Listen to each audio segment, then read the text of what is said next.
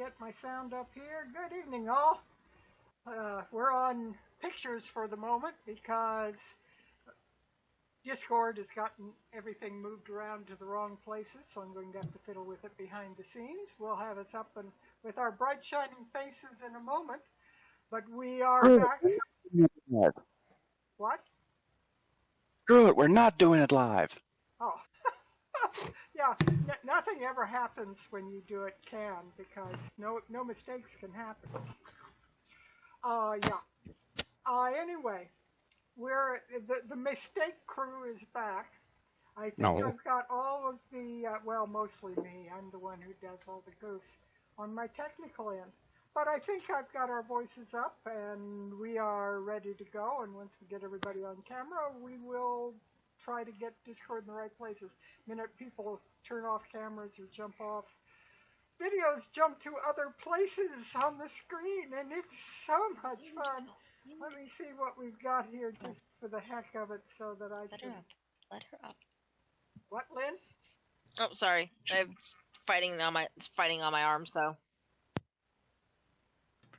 She's got a cat here and a cat there, and they don't like each other.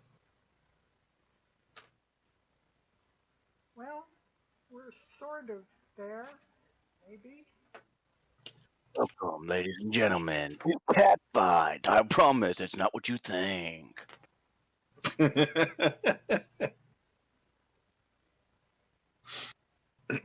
right. Well, I'll do it. Now, yeah.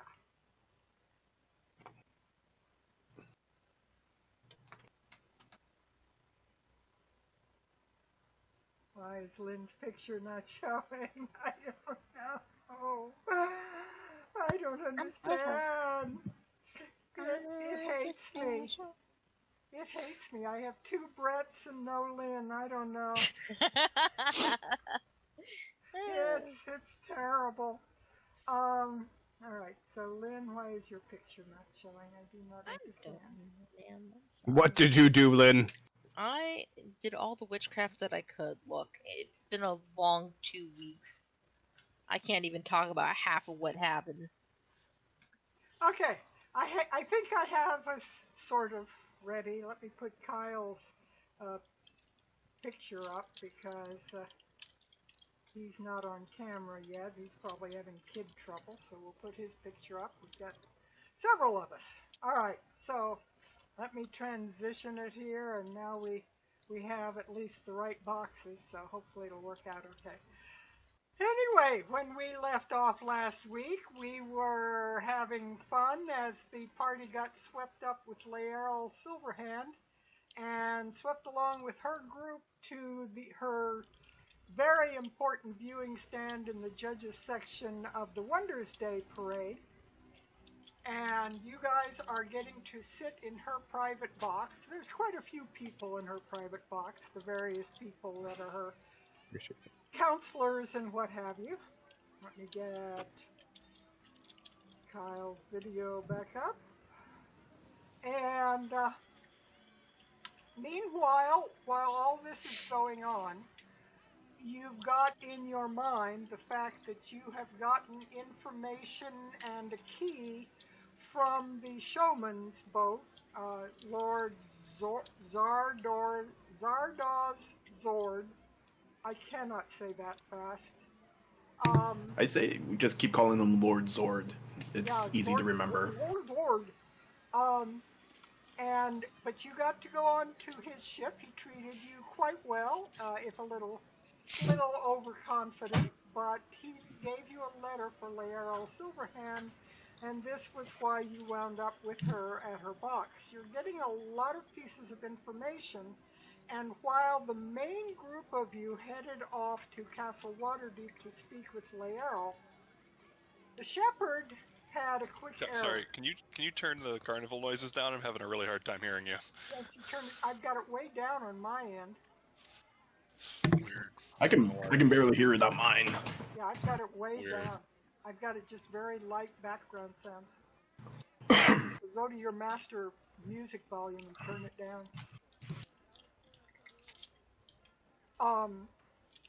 But the shepherd had a quick errand that he needed to run. Based on some of the information that he's had, things that have been going on, he wanted to run by Mert, who was getting ready to go to the Wonders Day Parade, and was a bit swamped, but he was pulling stuff together, trying to get paperwork handled and so forth, and Shepard was able to get in and talk to him.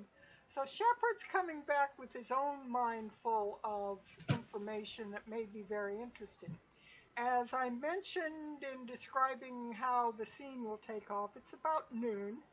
The parade is at noon, and it has started way north on the street from you. In the distance, you can hear the sounds of the carnival approaching, but it's a long way off yet, and people are talking. There's a lot of noise, carnival noises, barkers, and people all around the stands yelling at kids or whatever. So if you are talking quietly in your group, you will not be heard very far. If you try to talk over to Laerl, who's maybe 5 to 10 feet away from you on the other side of the box, you probably will have to raise your voice and shout a bit to her. But the group of you seated to the side in this box would be able to have quiet conversations. So I'm assuming the shepherd came directly to the parade, knowing where you were headed, and Mert would have been right behind him, probably would have caught up before too much longer, because he would have had a carriage and finally would have caught up with you after he got some of the mounds of paperwork done. He was basically having a run on the bank, which may or may not be something of interest to share with the others, and was trying to deal with this economic run on the bank. But he jumps into a carriage along with his second in command, who is Ramalia Haventree, and they come trotting up, actually pick up the shepherd if he chooses to do so, and arrive at Laerl's box not too long, maybe 5 to 10 minutes after the rest of the group have arrived at her box, and he has a seat waiting for him in that box, so he just brings the shepherd on in with him. So you are able to move into the movers and shakers box, we'll call it, that's in the judges area. This is the area where all of the parade contestants and all of the things try to perform their best, because the judges are just across from where Laerl is, and they want to show off for them. So you'll get the best of the fireworks, the best of the things that are going on, but there's still a bit of time before that happens. For our viewers that might not know what this is, basically this is what you could call Clockwork Day. All the inventors of the city bring out inventions that they have been working on the entire year. Needless to say, the Temple of Gon, the Temple of Inspired Hands, is very much a part of this. They are central to it, since their acolytes are worship the clockwork god Gon, and they are very much involved in anything having to do with steam and mechanics and gears and all of these things. So their contingent is a big part of the parade, and that is what is going on. So is there anything the group wishes to discuss in the interim before the parade actually reaches the area where you are? I would actually go up the Nakri. Excuse me, Miss Nakri. Yes, darling. And she'll lean closer to make it easier to whisper. So when I advised to not speak to the Open Lord about our dealings, I believe it's actually prudent that we go ahead and do so. Are you thinking all, some, or as much as she needs to know on a need-to-know basis? I would say all. To be quite honest, she probably already knows more than we do. Then we may have to schedule a more private meeting at some point soon. I would advise that. Not here, not now. Of course not. I'll at least throw out the lore, at least, to help facilitate that a little faster. And if we are unable to talk with her before we leave, I have to advise that we need to rethink our strategy against the Cassalanters. We can go into further detail about that later. Very well. Step back and watch the festivities. For your information, Esfel Roscuro is not with you. She actually has her own private box with friends not terribly far from where you are. You are in waving distance, so she would probably wave at her cousin in the other box and smile and kind of wink like, boy, you're in the big time, aren't you, sort of look. As she Where are we, by the way? You are on the main drag of the street. I don't have, actually, what you're seeing is not what's on the stream. I'll shift you over to that in just a moment. But you are actually in dead center, not too far where the main drag for the castle comes out onto the high road, I believe it is, or Dragon's Road, the main north-south route of town. And you are right, not too far from the crossroads that heads over to Castle Waterdeep. So you are central in the town, basically, without going into a lot of detail or giving you an exact street.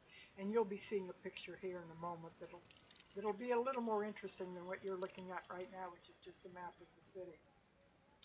Anything else that anybody wishes to discuss or share before the parade starts drowning you out?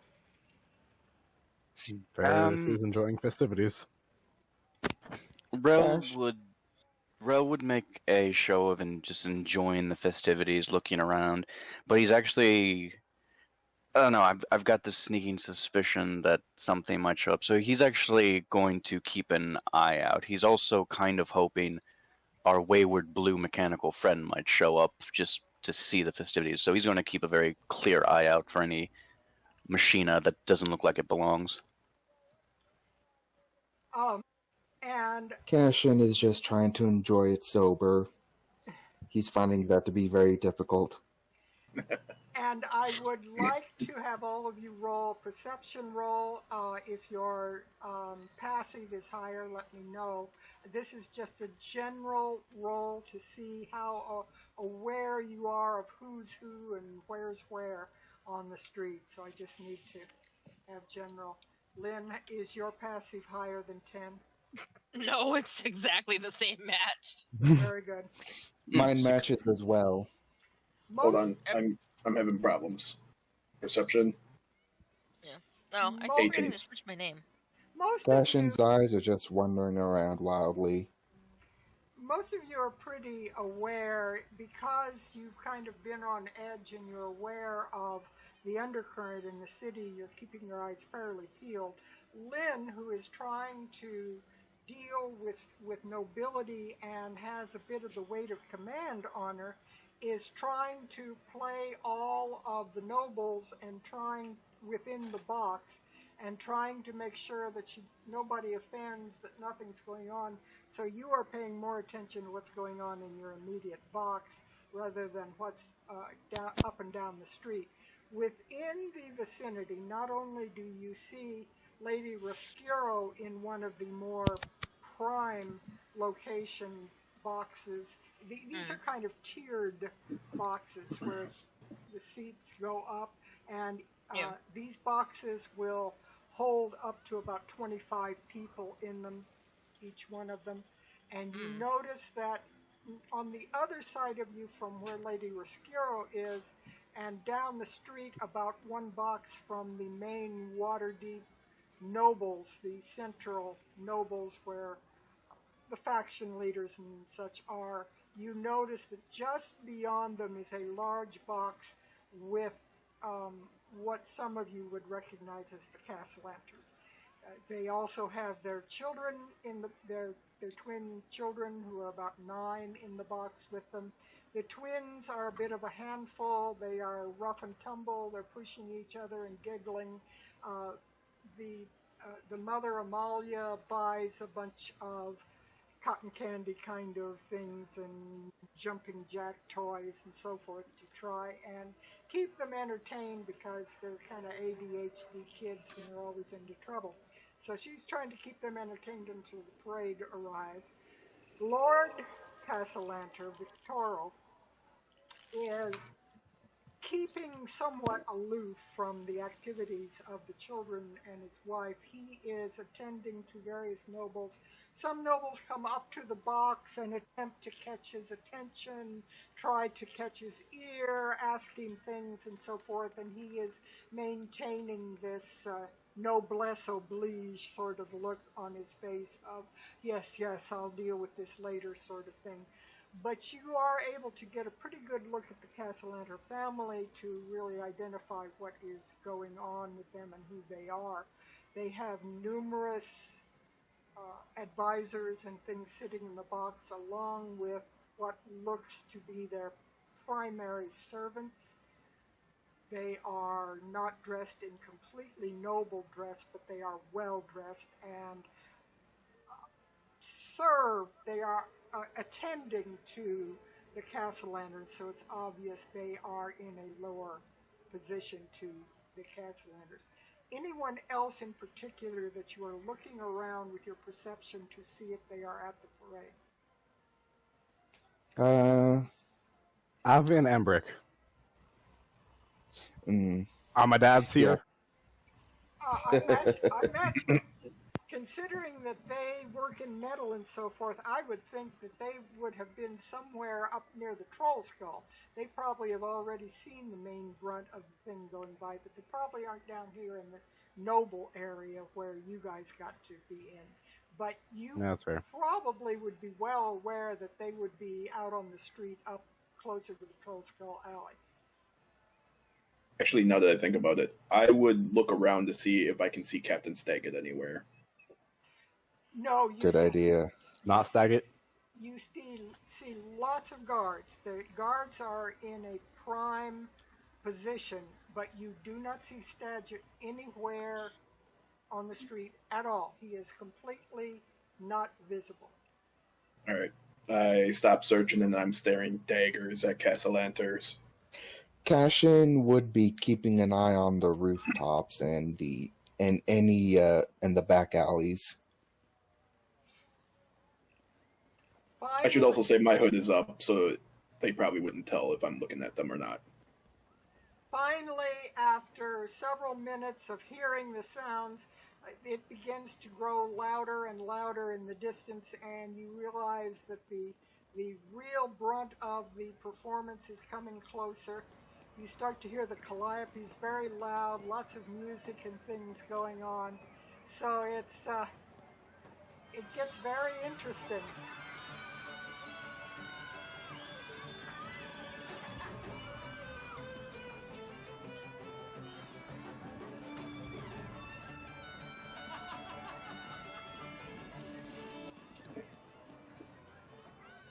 And hoving into sight is the parade. Let me swap your ribbon here.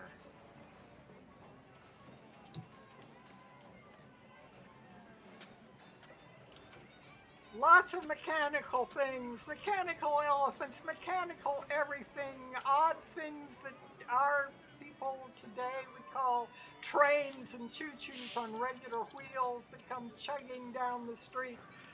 And noise and whiz-bangs, steam, fireworks going off, things doing cartwheels as they come down the parade, everybody cheering and yelling as the various monstrosities march thudding along. And eventually, coming into sight is the large contingent of the Temple of Gond. Valletta, that you know very well, is there, and you notice marching in front of her is Nim, and marching behind her is a blue, female-shaped Nimblewright of very humanoid appearance. As Nim comes along in front of your box, he looks up, he's waving at everybody, he's having a joyous time. Nim's having a wonderful time. And he looks up at your box, sees the group of you, and goes, "Hi! Hi!" He doesn't say anything, but he's waving like mad at you, and he takes his arm and points behind Valletta, turns clear around and points at the blue Nimblewright behind Valletta, and nods really big and acts very, very happy. Apparently, they have tracked down the missing Nimblewright. Oh, well, that's good. I'm And guessing we don't even need to roll to see if we can understand the message. he is very clearly saying, "There she is, there she is," and all of a sudden you realize that Nim's got a girlfriend. Does he pass within 30 feet? Yes. Epiphany doesn't know if this will work, but Epiphany attempts to establish a mental connection for just a moment. Worked last time. You first get a feeling of whirs and gears, and you have a little trouble finding your way around. It's like you're lost inside a giant clockwork, and you're running around through the gears and trying not to get mashed by the crankshafts and cogs and what have you. You run through this mental thing, and then you get a sensation of, "There she is! There she is! Indigo's back!" Be well.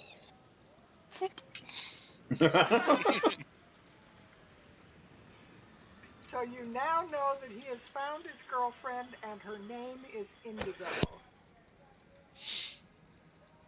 That's adorable. Epiphany's going to spend the next minute or so passing that information around. Cashin is thoroughly surprised. Valletta sees you as well and smiles and waves and kind of expansively holds her hand out almost like a showman to show all of her Nimblewright works, most of which in fact are not as advanced as Nim and Indigo.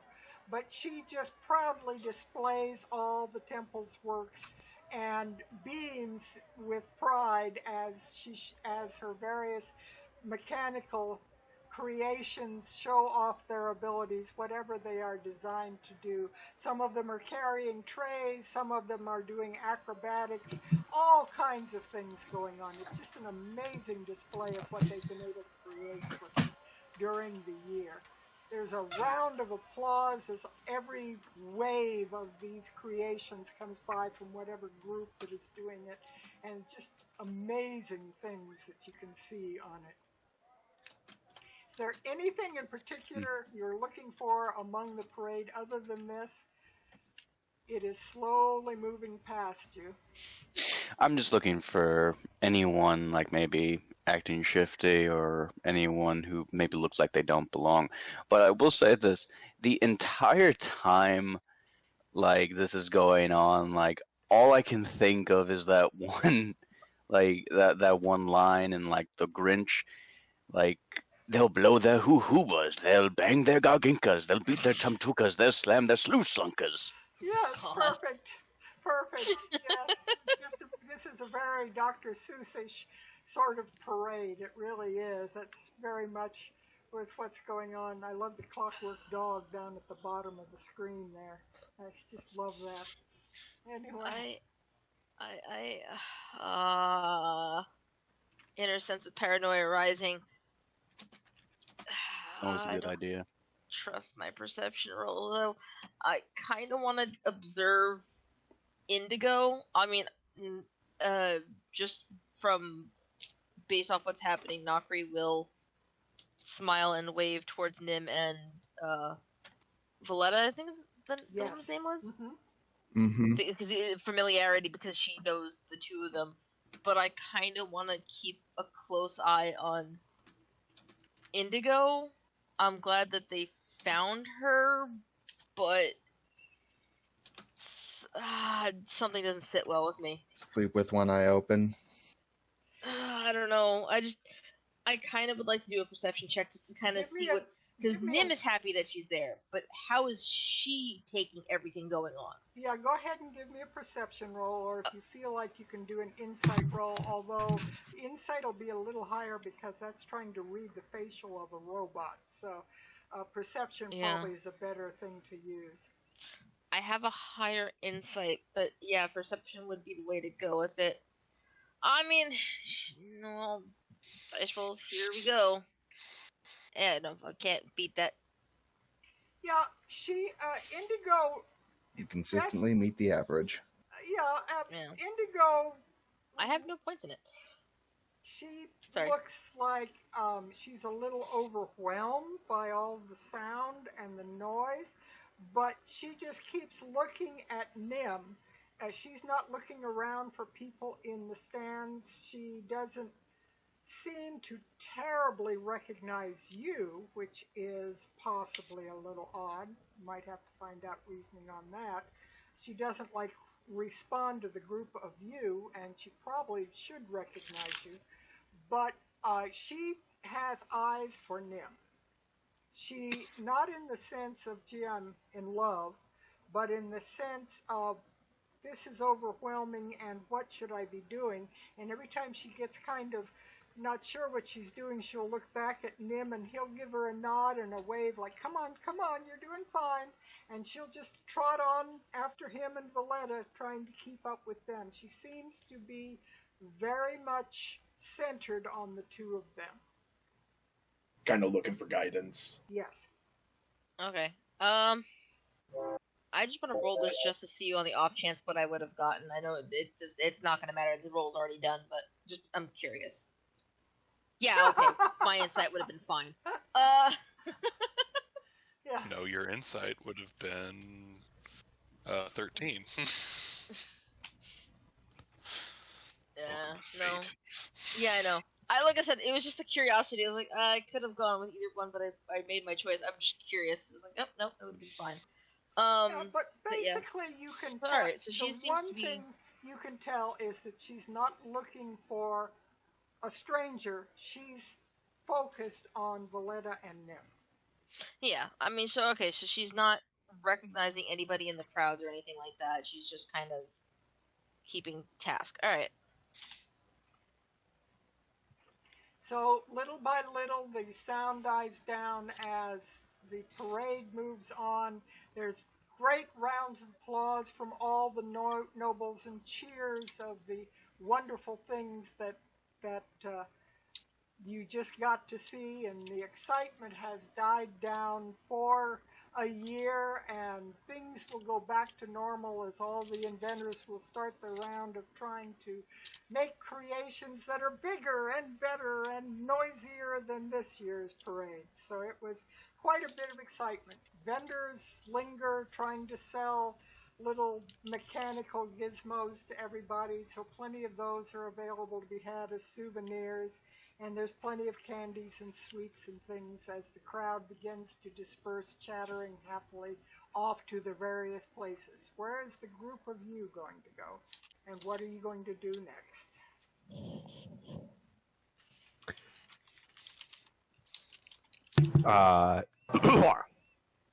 It was a bad time for Mika's Club. I mean, the parade's still going on, or? It's like the last dregs of it. It's getting down into the You are poorer muted. section. I'm There you muted? go. Well, we couldn't hear you for the first part of that, but we can hear you now for some reason. Okay, I don't know. The parade moves on down to the poorer section of town towards the south. The more expensive sections are towards the north. And so the parade kind of, a little bit of it peels off. Some of the inventors go home before it gets all the way to the end. The parade begins to shrink little by little, and the sound rapidly begins to die down. But there's still a fair amount of the parade left for the poverty-stricken to get to see some things. And they even save, kind of like Carnival, they save some bead necklace sort of things to throw out to the poor kids when they get down to the slums, so that the kids can dash after them and get in little fights over the various toys that get thrown off of the floats and so forth. It's Mardi Gras.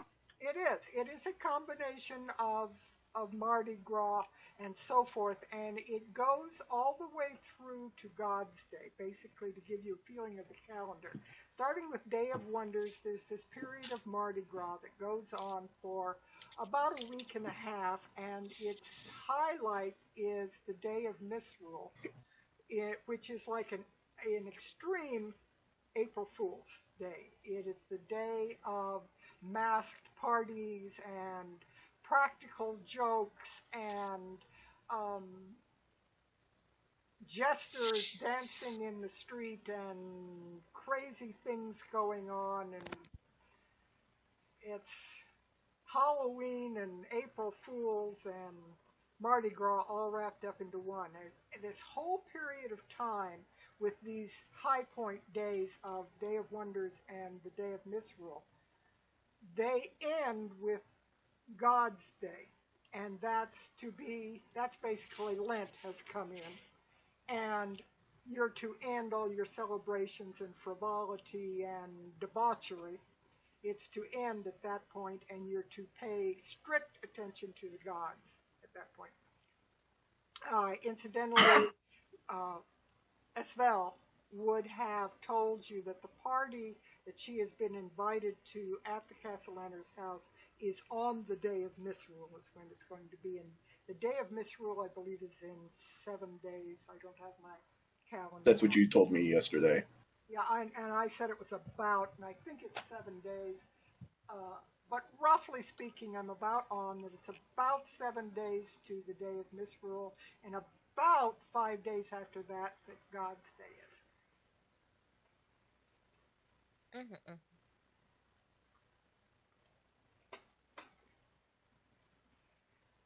So again, I would. where are you headed? Are we going back to the tavern now? Not yet. I want to take a glance over to where the Open Lord is. See if she's still there or if her entourage has moved her along type deal. She is still there. She will probably be one of the last ones to leave the stand areas. There's a lot of guards that have come around her area to protect her because as the crowds begin to mill about, they're keeping very close eye on her safety. But she is basically holding a kind of open Lord session. Some citizenry stop by, have requests of her and various things, and she is giving a fair amount of time to the people on the street as well as nobles who are coming by to ask favors of her or information. I will calmly approach one of the guards, give him a brief salute, and then say, I'm not going to rush. I just want to say my farewells to the young lord when she has a moment. So you just to let him. Because you are actually in her box, so you wouldn't have to go through the guards. You can go through the nobles in the box that are kind of crowded around her, or you can get out of the box and come around and try to see her from the front where the guards are. So, are you staying in the box, or are you coming around? I'm gonna stay in the box. Like, I'm not trying to push my way past too many people. Just trying to get the guard's attention that I just wanted to get a moment with her. Type deal. It's kind of like just like letting the security guard know it's like I just have a word. And type deal. They would not. It would take you a moment for her chancellor and various people to step a little bit out of the way because they were speaking with each other, kind of crowding in a bit too. But eventually they get their business done and they begin to move away from her, and you're able to sort of take your turn to step up to her. The people in the box are allowed to come up fairly easily, whereas the people on the street have to kind of form a line to come up to their request. So you're kind of up to her rear and left side. I'll keep the tones of respect. Milady, I must depart now, but I feel that I should meet with you soon about the clock and one of the inner workings of it. We found a interesting thing that you may want to add to it. But I would like to get your opinion first, of course. Oh yes, that had slipped my mind. Can't hear you again. I don't know why you can't hear me at times. I don't know what it is. Sorry. That had slipped my mind. I'm on voice activated, so it's just not coming through sometimes. Maybe that's not catching. Yeah, hold on just a second. Let me set it lower for so that it'll activate. It's on. I'll put it off of automatic so that I've got it.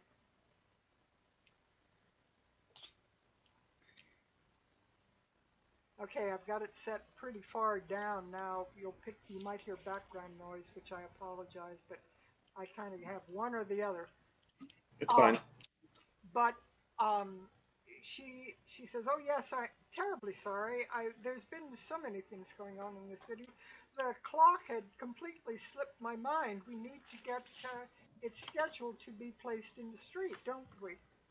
Yes. Again, like I said, the sooner the better. The interesting piece that we found that could be added.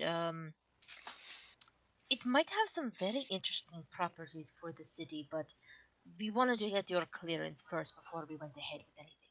Of course. And I definitely want to schedule a time for the ceremony. Feel free to come by. I don't believe I have a terribly full schedule. This next 10-day will be a bit light on the schedule because there are so many activities going on in the city and there are parties all over. I will also be attending a party myself at the Cassalanters on the day of Misrule. Everything that will be rather interesting, but because of the parties, the official business is a little bit on hold. Not at a stop, but certainly you should be able to find time in the next day or two to get on the docket. I shall put in my petition as soon as possible. I will look forward to seeing you. And she smiles at you and nods, and she looks behind you to Relian and waves at Relian and says, "And please be sure to come by. We will have to discuss the lady." It'd be an absolute pleasure and an absolute honor. I hope you have a pleasant day. And she He smiles. is wrapped around her finger. He looks very elegant as his knees knock together. He's keeping himself composed. Yeah. The robe Do a covers, performance roll for that.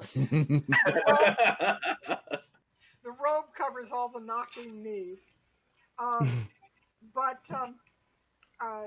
she just smiles at you and waves and gives you kind of a hand sign of Mistra to bless you. And Epiphany catches Relian as he faints. Screw all of you. Whatever you say, princess. For those I of can light you all on fire. I hope you remember this. For those of you who missed it, Relian found out for the first time as they were on their way to the parade, he found out all of her titles and the fact that she is an extremely ancient elf who is one of the original 7 sisters of Mistra. She's like a demigoddess. She's a demigoddess. And he all of a sudden realized that all this time he'd been talking to like one of his idols of Mistra. He doesn't follow politics. It bores him and it gets him in trouble most of the time. That's how some of his family members ended up dead. Yeah, politics are bad. If no one tries to get my attention, I'm still standing there watching the Cassalanters, specifically Victoro. They are in public. They are doing nothing untoward. Victoro is aloof, very much in command of himself and those who feign upon him. there's a lot of fawning people that come up, and some of them seem to be talking business. Occasionally he waves them away with kind of a dismissal of his hand. But they don't look out of the ordinary for what you would consider an extremely wealthy family. They are arrogant in their wealth, but a lot of nobles are. They are extremely well dressed, but lots of nobles are. Certainly Amalia seems to dote upon her twins. She seems to be very much a loving mother, and the twins seem to be quite normal, if overly enthusiastic in their enjoyment of everything. They are a pair of almost tow-headed blonde kids who constantly are seen together. They are very much of the same mind, and they run around, a boy and a girl. They are each other's constant companions, and they get into 4 times the trouble with 2 times the kids. But if you were just spotting them, they wouldn't look any different than any other extremely wealthy family in the boxes in this area. Rillian would come up behind the shepherd. He'd look at Shepherd. He'd look at the Cassalanters. He'd look at Shepherd. He'd look at the Cassalanters. He'd look at Shepherd. He'd look at the Cassalanters. And finally, he'd just like place his head. It's like their hoods are now right next to each other. They're if it wasn't for the cloth, their cheeks would be touching. And he says, "What you looking at?" I can end All of them. Did you the freeze ones up? that matter. We don't know which ones those are yet, do we? I know. And All things in Cashin their time. rests his head on Relian's shoulder. What you two talking about? And Epiphany rests his head on Cashin's shoulder. No, Epiphany is- shoulder. I can't wait to eat you. Hood squad. Epiphany is actually is actually looking at the Cassalanters as well, but there's just a very probably, I don't know if anybody would notice it, but there's just a very faint little welling up in one eye, just one of them. Yeah. Me and the boys looking at the Cassalanters. I'm kind of glad that Epi didn't come up and put his head on Cashin's shoulder, because at that point we'd just be a mummer troupe. Yeah. People would come up and ask, "Okay, when's the show starting?" Okay, so we grab Cash and we're now a barbershop quartet. Yes. Varys is down amongst the tinkerers who were trying to hawk their inventions. Specifically, he's looking for any sort of fire starters or medieval lighters. Fire starter. What the fuck? But also any other sort of neat gadgets he will take a look at as well. Give me a D100 roll and see the percentage of chance that you're going to find. You got a fire starter. Really, it's just like It's okay. 4. Oh my! fire starter. He winds up coming back with a couple of things that break 5 minutes after he comes back. Yep, seems right. Did I manage to get a No. souvenir for my dad's though? Oh yeah, they just Okay. They won't last very long, but you got souvenirs. Okay. You know, if there That's actually all are I'm gonna do. if there actually are little hawker stalls and little doodads, Brilliant might take a look at those. Give me a Just, D100. he's looking for anything interesting. D100 roll.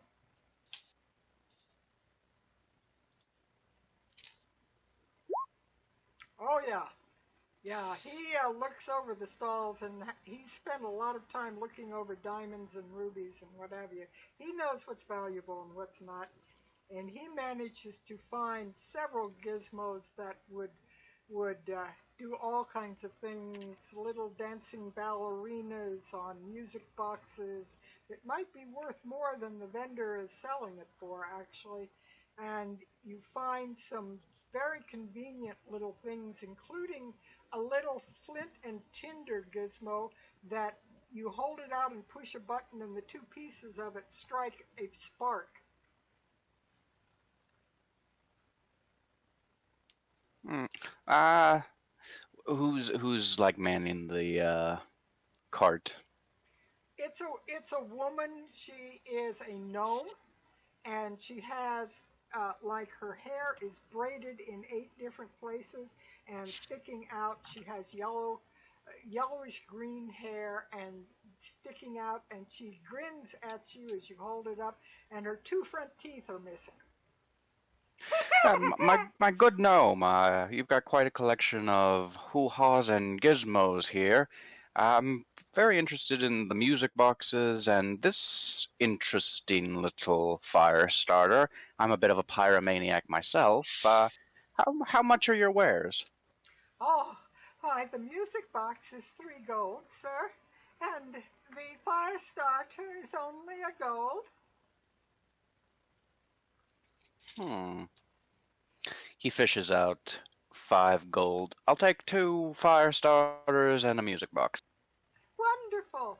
Glad to have your business. Be sure and visit the shop sometime.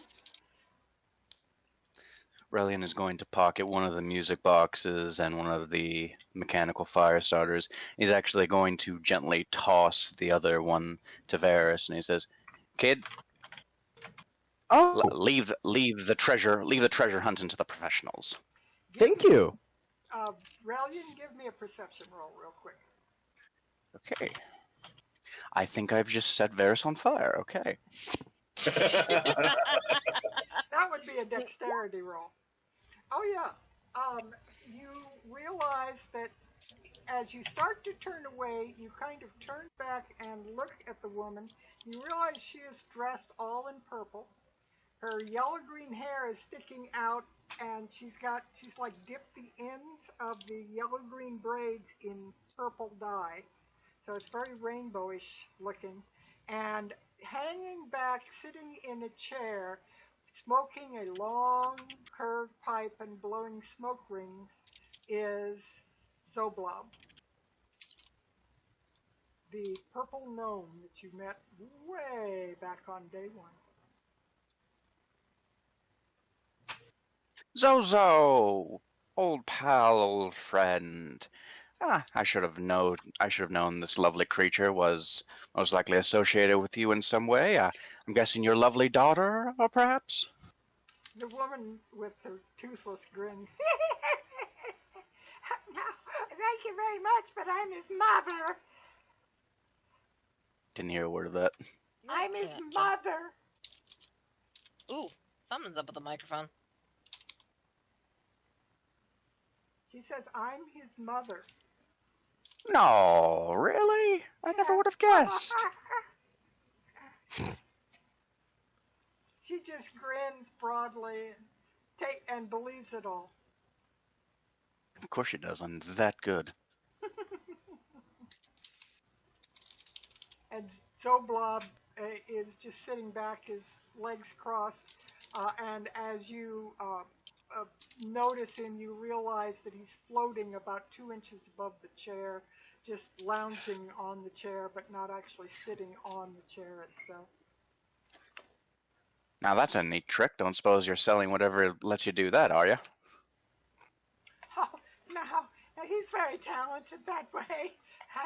I can't sell it, I'm afraid, without selling him entirely, and I think he might disagree with that.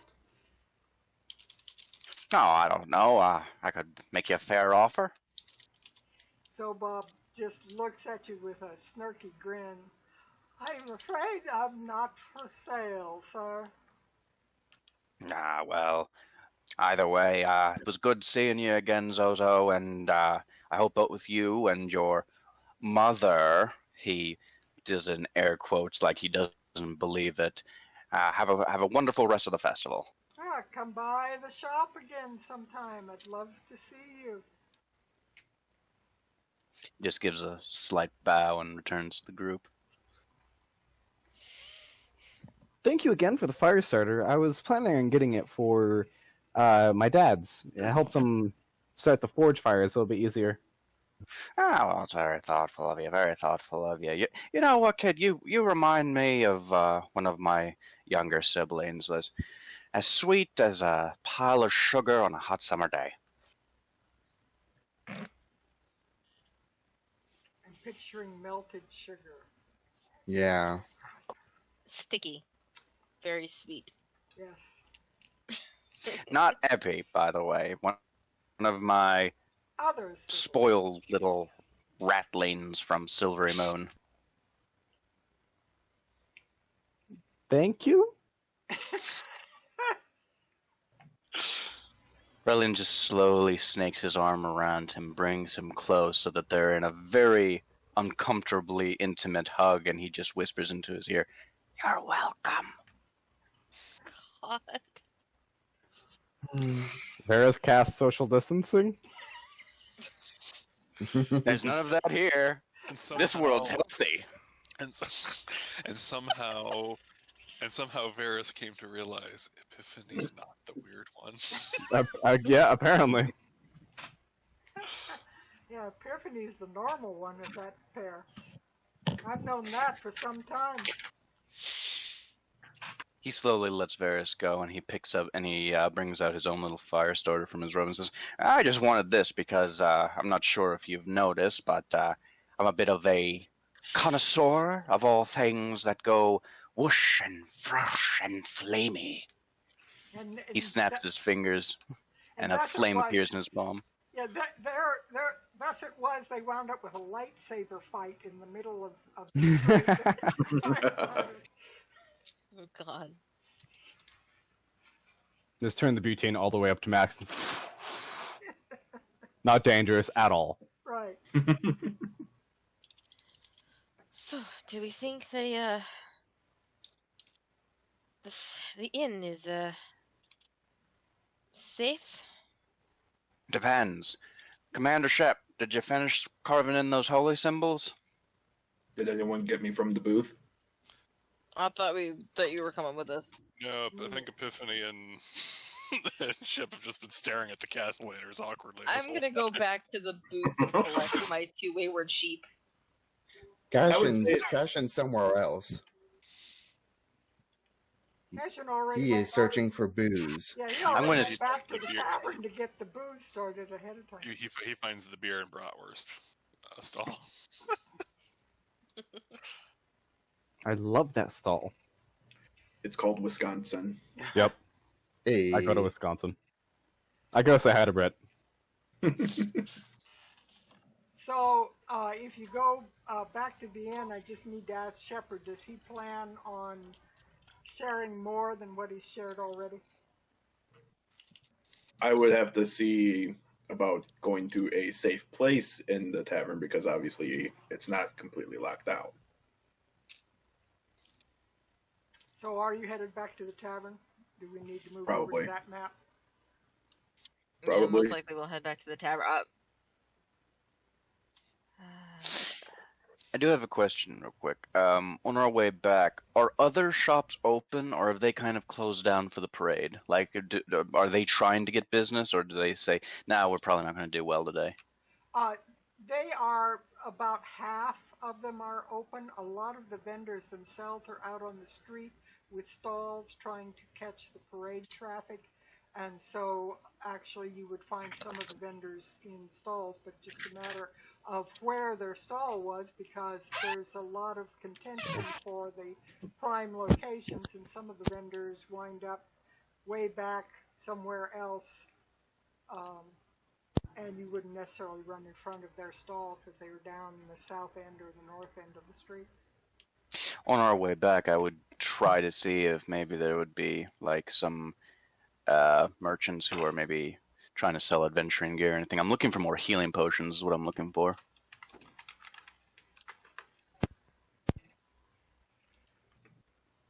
Yeah, give me a, once again, it's always a D100 roll to see how your chances are going on what you find. Well, wasted the good roll on the knickknacks. Here we go. There we go. Because of the nature of the parade and the gizmo-oriented, mostly what you're finding is knickknacks. However, you find one shop that has a small package of only 4 of the smallest healing potions, the 2 D4+2 healing potions. They have 4 of them in a box, and they've kind of got it to the back because they didn't even really think that they would sell that. I'm snapping that up. All right, you'll have to check the PHB for the cost on it. I think they're 50. For a regular healing potion? Yes. Yes, 50 gold. Fair enough. I will place down 2 platinum down on the counter and take the healing kit. Very good. You have 4 of the lowest standard potions. Going to put that kit back into my robes until we get back to the troll skull, and that's it for me. I'm happy.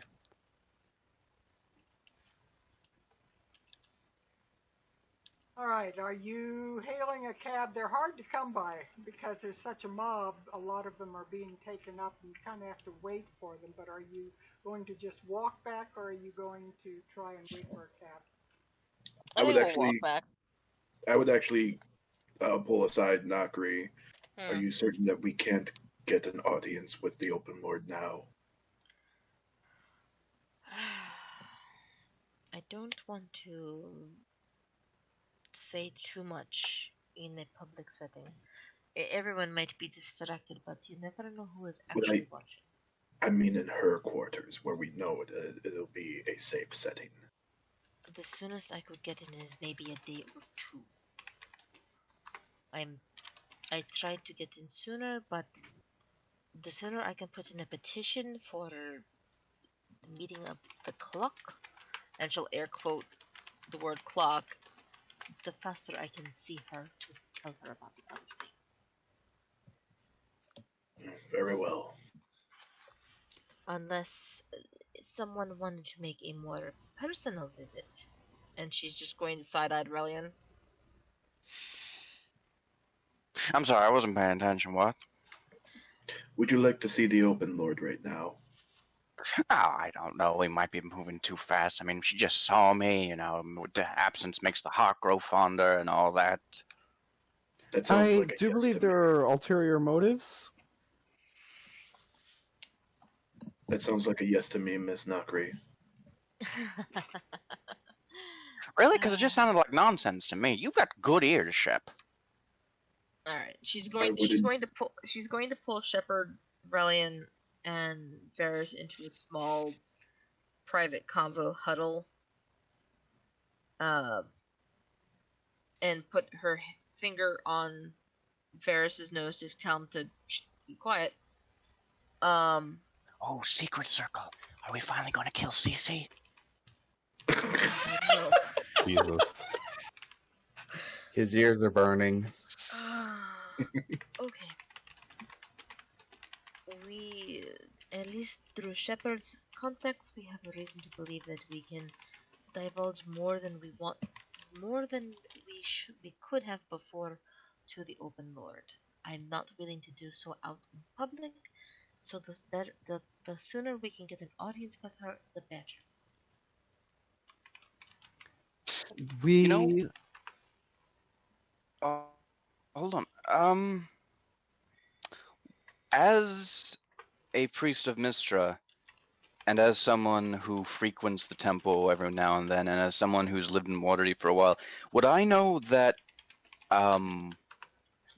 does the Open Lord make any regular visits to the temple?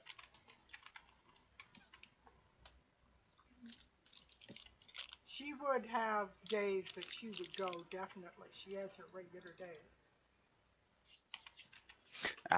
She does make regular visits to the Temple of Mystra. We could snap by the temple. I could ask when her next visit's supposed to be. I could also Where- just send her a message in the form of a little bird, quite literally.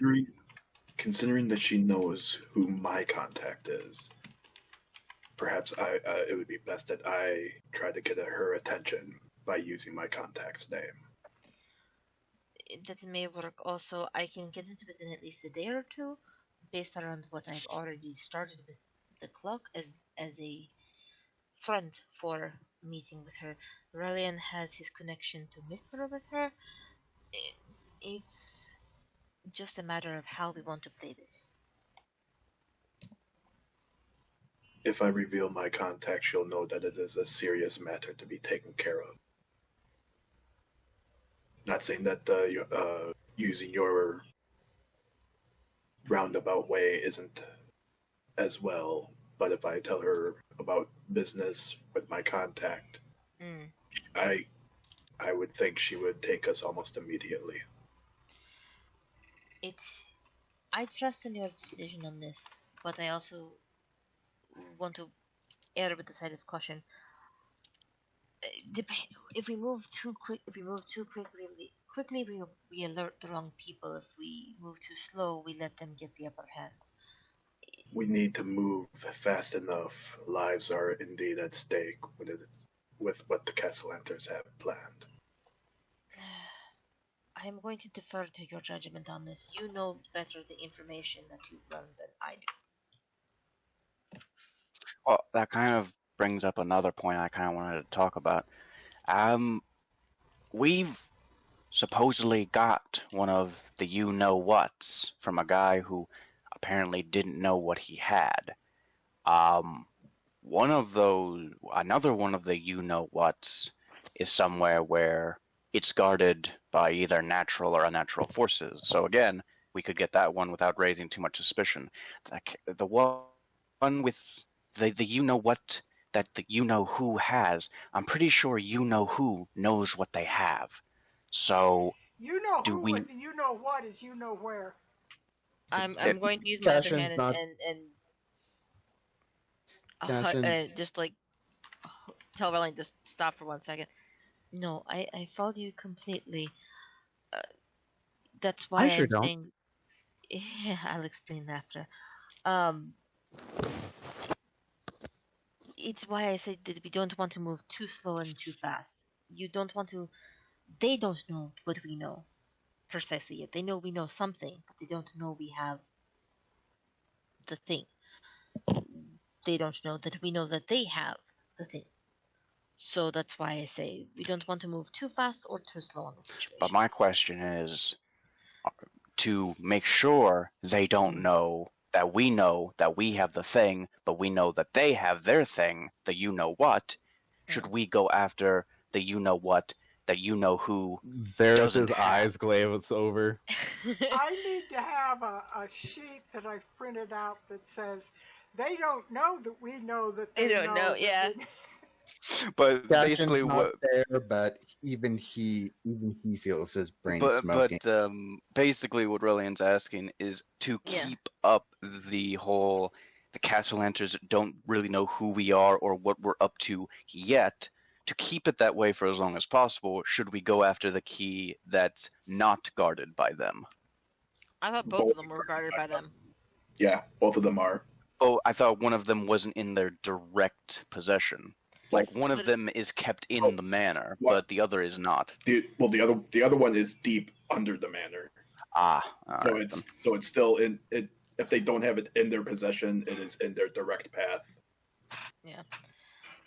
The only other thing I know is that she may be able to open doors to their building more so than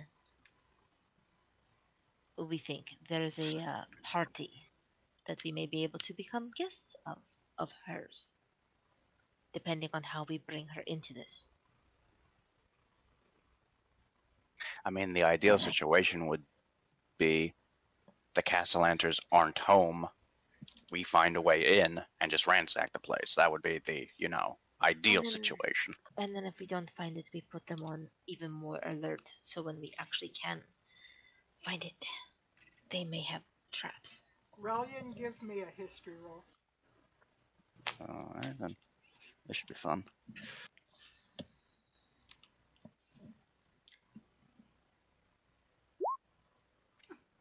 Ouch. Nope. Oh my, just when it would have helped so much. Yeah. No fault of mine. He doesn't remember that. The Grellhuns had a large force of guards.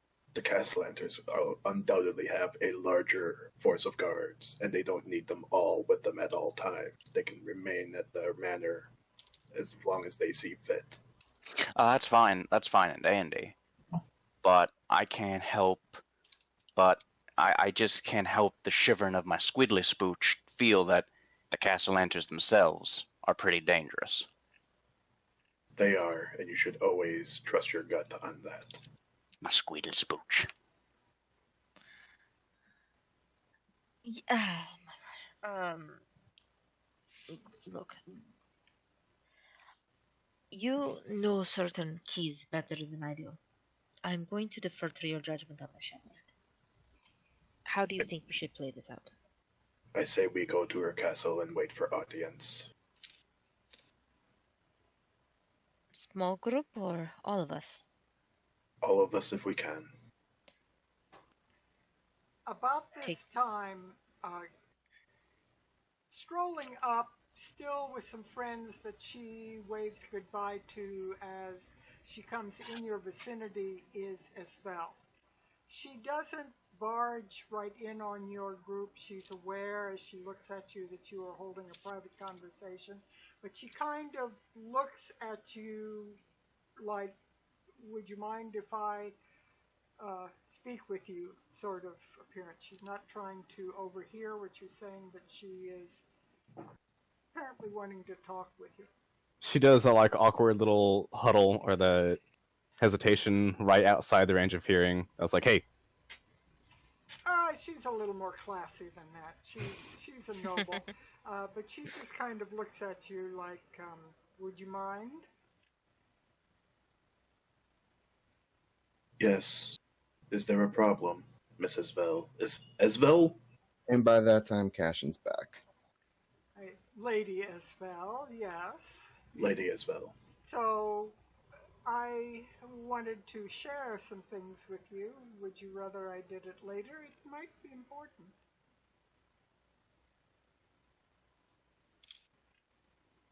Is it something that can be spoken on the street or somewhere more secret? Not in direct terms, no.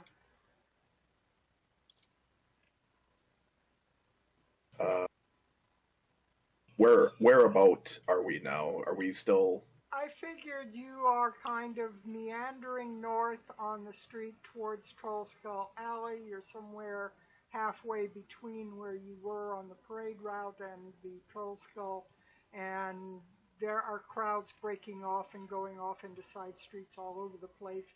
There's just scatterings of people. Nobody's paying anybody any mind, and you've kept an eye out, but it doesn't look like anybody's following you, except apparently Esvel, who is keeping an eye on you a bit for good reason. But she does keep looking over her shoulder and looking around like she is watching to make sure people are not following her. I would say maybe lead the way, my lady. She would pull you up and into a dead-end alley where there are some closed businesses not too far from where you are. Pulls the group of you in, and she says, I have been giving it definite consideration about how we might be able to get into the manor.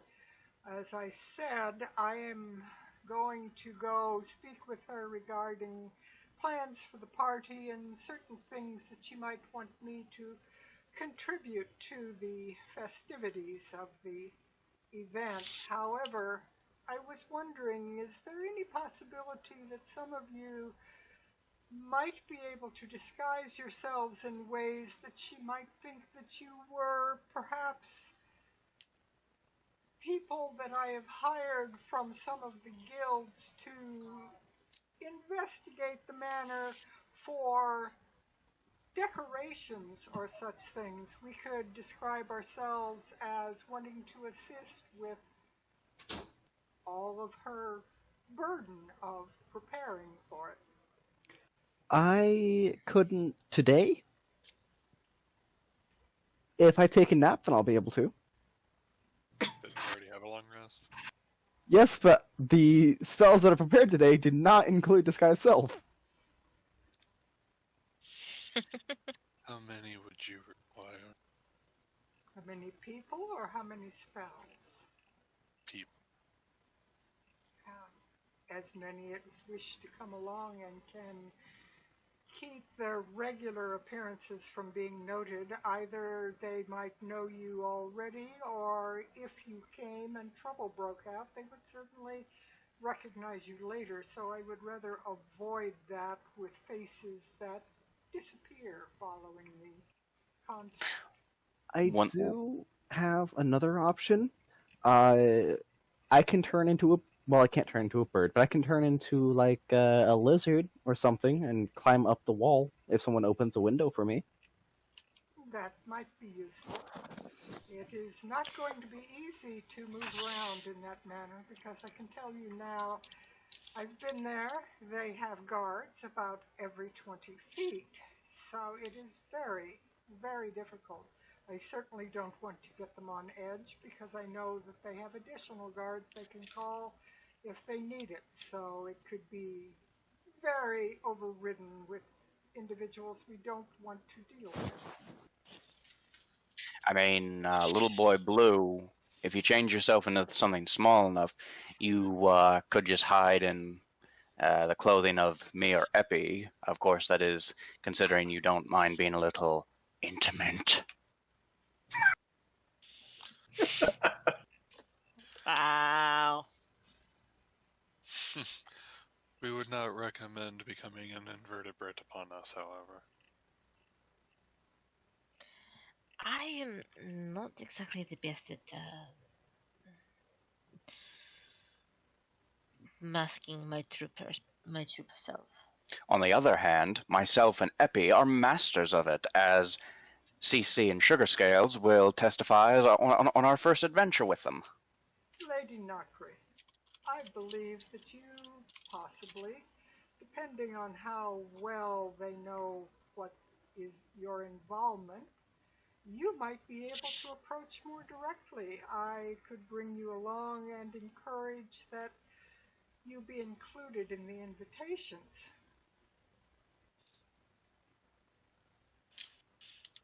I could think of a couple of just simply wanting to meet them, hearing so much about their exploits. Go with that. I know they are not friends of the Growhounds. Then again, neither are we. We can... Would they...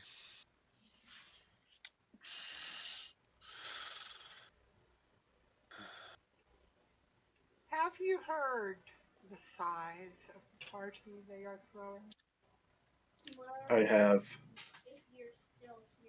She nods to you at kind of like, then inform them.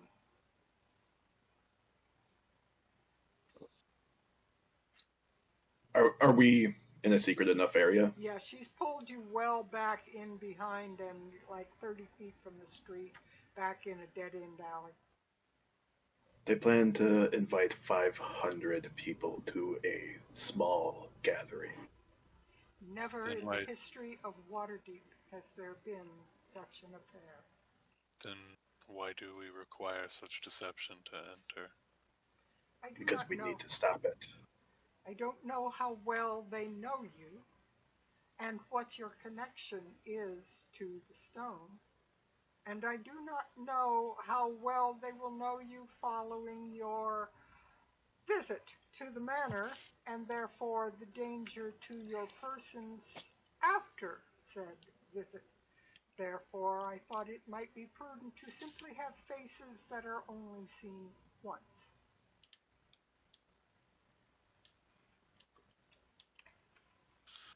Be aware, the festivities will be a masked event.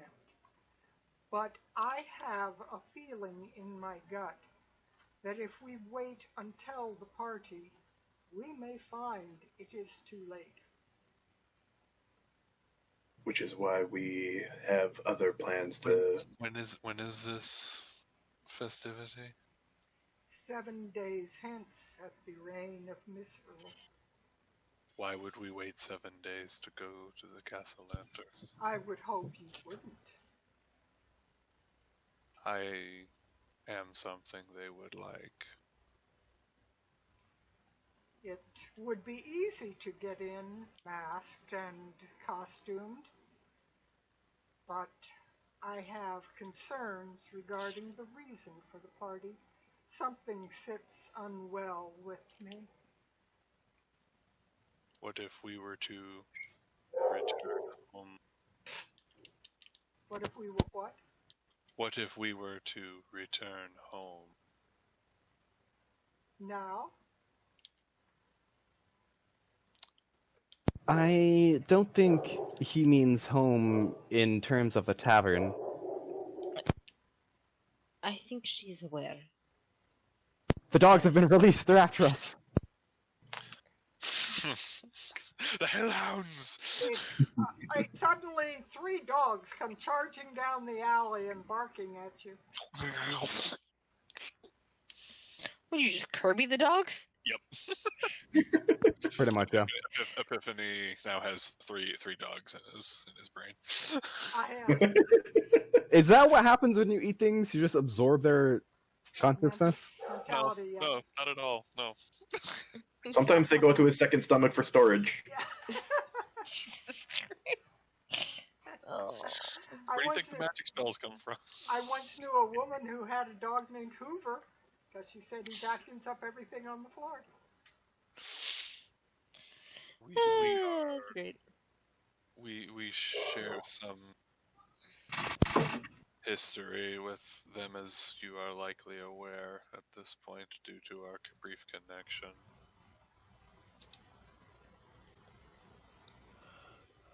Is there a reason we must go by deception? We are not opposed to it, but it may be more work than is necessary. I have stated my reasons. Outside of the 2 of us who are clearly nobles, I would rather that the faces be ones that they do not remember, have not seen, and never see again, because I believe there's things blowing in the wind. They are trying to find the keys, and if they feel that you are in possession of one, or that you are connected to the path to any of them, they would probably aim at you even more than they are now. Well, Brutal Smasher has already been seen by many with her attendant. It would make sense that the attendant would go with her in this instance, or perhaps some other individual.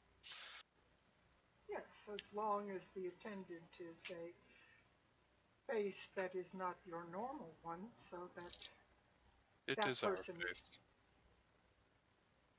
Well, what she's trying to say backwards, she's trying to say, don't be in your Yeah, commonly seen appearance. that's what she's saying, and Epiphany has no concept of differentiation between the 4. Faces.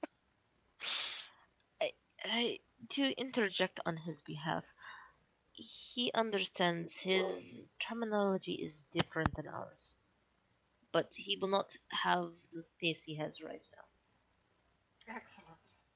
Excellent.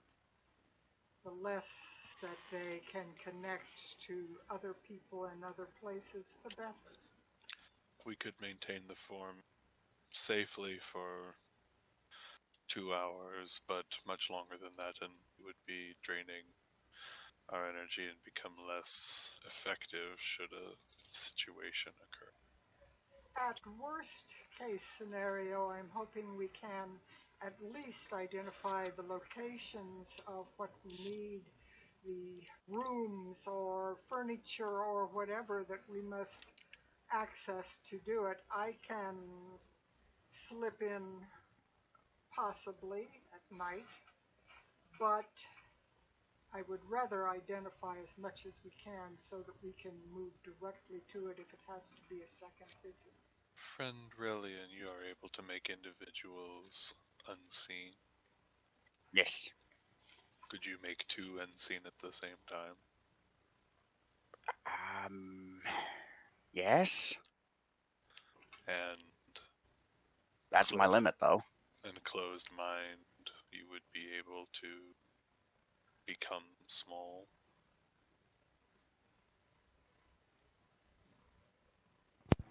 Small enough, yes. I can turn into like a spider or a gecko and just sit in someone's pocket.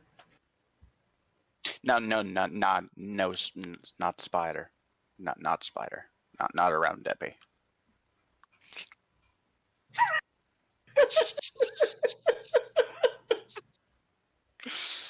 Can you do like, I don't know, a mouse or a lizard, or I can do a gecko. Gecko would be better. He doesn't like the scales that much; they get caught in his teeth. Oh no. We enjoy gecko just fine.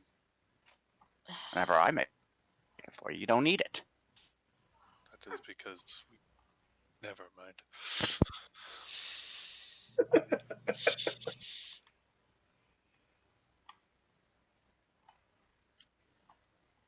So, I suppose we can make an attempt to go there. How rapidly would you do it? I would like to do it as far in front of the party as possible. We simply need to return to the Troll Skull to acquire our clothing. Very good. I heard the blue one, as you call him, Mr. Varus, is that correct? Yes, ma'am. I heard you say that you are not immediately able to turn yourself into a gecko, however, unless you have a bit of a rest. Oh no, I can do that. I can do it twice, in fact. After that, I will need a rest, however, if I'm going to be doing anything else. Excellent. Well, then I can also, as an interesting note, I can carry stuff with me, so it would be a viable option to sneak in, return to my usual self, grab whatever we're trying to get, and then return to an animal form. However, I could only do that once, so either grab one of the two keys or have both of the keys at the same time for me to grab. Realistically, you would only be able to grab one. The other one... Realistically, I'd only be able to grab one. It is my understanding from what I saw when I connected with Mr. Golor, I got the feeling that one of them will be much easier to carry than the other. The other may be quite a large weapon. The symbol. The symbol I- is small, yes. I should still be able to carry it with me as long as I can pick it up. If it's too big for me to pick up, then I won't be able to carry it.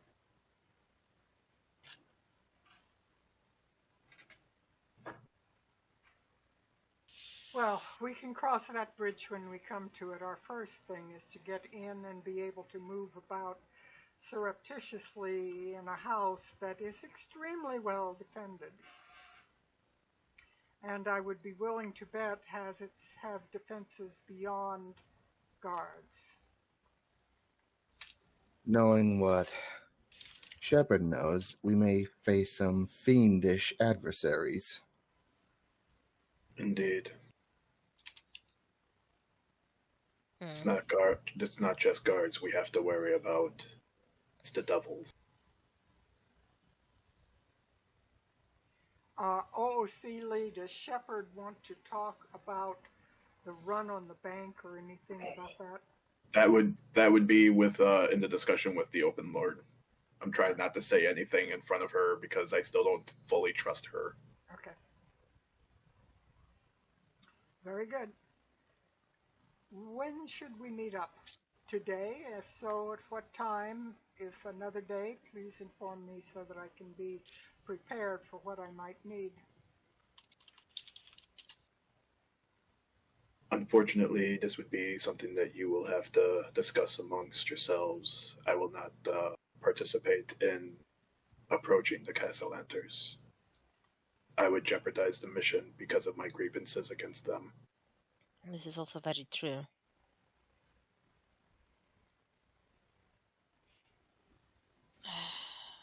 I do not If like the idea of we- splitting things so much. Seeley, I will say, somewhere along the line, Shepard might need to join up with the expedition into the Cassalanters, however. Otherwise, Right. they're going to be without a healer. Nope, I'm saying that just, for dramatic sake. I'm most likely going to be going to Cassalanters. I can.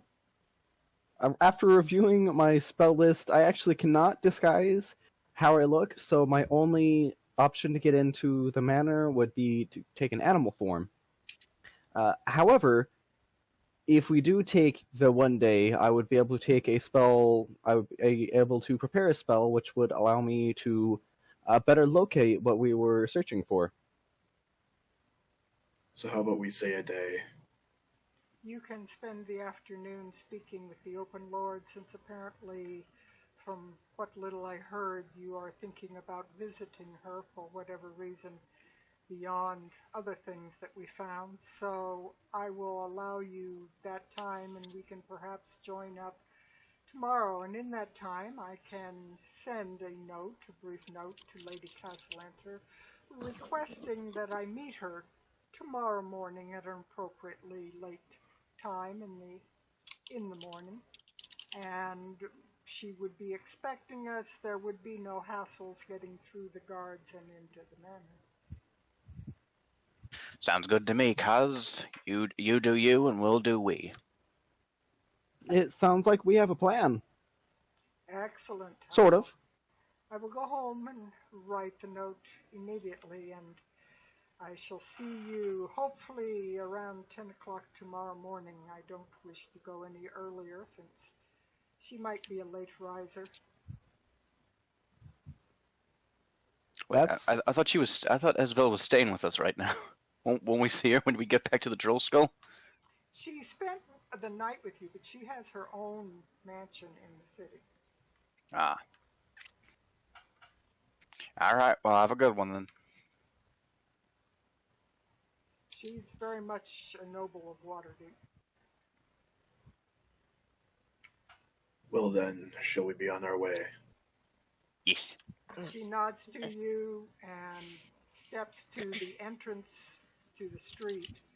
Looks both ways, kind of acts very casual, takes out a piece of candy, puts it in her mouth, and looks around, and finally kind of nods very slightly to you and steps out in the street, heads a different direction than you're going.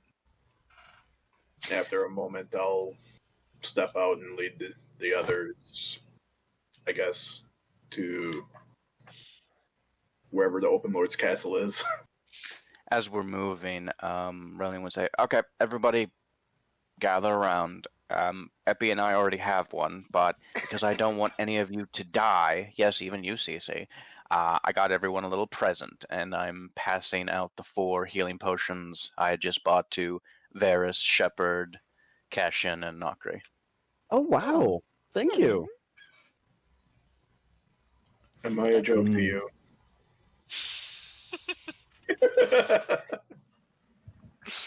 It's a gift, Shepard. Don't be sly. But would you be mad if I said yes? Because everyone's a joke to me, including myself. I was trying to do what Lyric told me was telling a joke myself. Apparently it did not You work. failed. No, put the potion in save. No, Well, but, thank you, Rel. no, but there's a thing called running out of magical power, running out of spells. Yeah, had this been yesterday, we would have been screwed.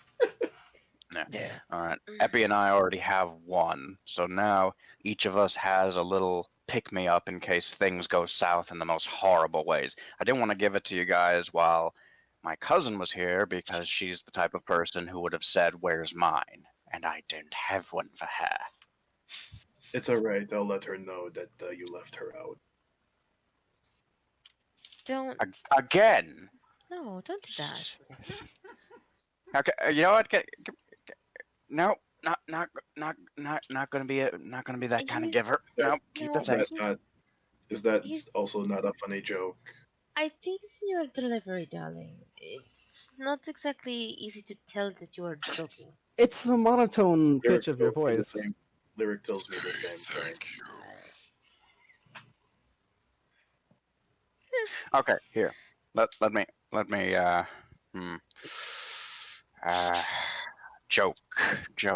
joke. It's in the delivery. You got to inflect in the voice. Let's just move on. It's okay, Shepard. It really is. Here's the funny thing: Rallian's actually seen him act out in the way that he doesn't normally act out. Yeah, but not in a funny manner. Is there True. a health potion somewhere in the list of items? Yeah, what would this be? Potion just- of It would be You just put healing potion. minor. Yeah, it's a minor healing potion, and you in the stats underneath it, just write that it's a 2d4 plus 2. 2d4 plus 2. I was just hoping I could just drag out a. Yeah, okay, it's written as potion of healing. Yeah, There it's we just a go. regular potion of healing. I just have it marked under my treasures. Where did it show up? There it is. Wrong button. There we go. Alrighty. So, while we're heading here, I feel like we should go over the fine-tuning of this plan. Like, Esvel will be fine. She's not as clever as she thinks she is, but she's clever in a pinch. She'll be fine getting us into the manor. Epi and I can disguise ourselves just fine, and I can make two of you invisible, and I would say that the two of you who have the least stealth accoutrement, he makes a very pointed look at both Shepard and Nokri, would be the best use of that. Oh god, I'm going to be keeping all three of those spells up at the same time. That's going to be such a strain on me. And I think the plan for that your cousin suggested would probably be better in that Nokri is already well known in the city, is expected. okay, Having two nobles there would probably be better. I And would technically just do what I do normally, and that is rub elbows, so to speak, from one person Alright. who likes to, all right. So Nokri and Esvel will be out in the open. Epi and myself will be disguised. Little Boy Blue here is going to be an animal of some kind, and Shep and Cece, I imagine I'm turning you two see-through. Yep. I I am undecided. do want to ask, what is our backup plan if everything goes terribly, horribly wrong like it usually does? Fireball. Just fireball. Fireball. God damn it. I did Only not fireball. how big the room was. I said fireball. Let us hope it does not actually come to that. I would hate to have to add a list of property damage to our repertoire. If Esvella was there, she would say, if it comes to that, I don't think it matters about property damage. But she's not there.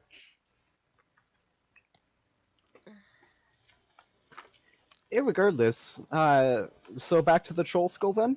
No, No, we're going to go meet. open We're lord. gonna go talk to the chosen of Mystra again. So, which I'm always up for.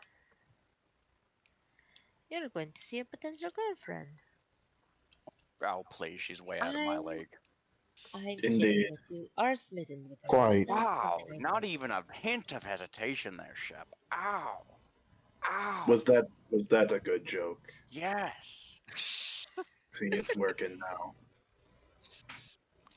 For now, friend, really.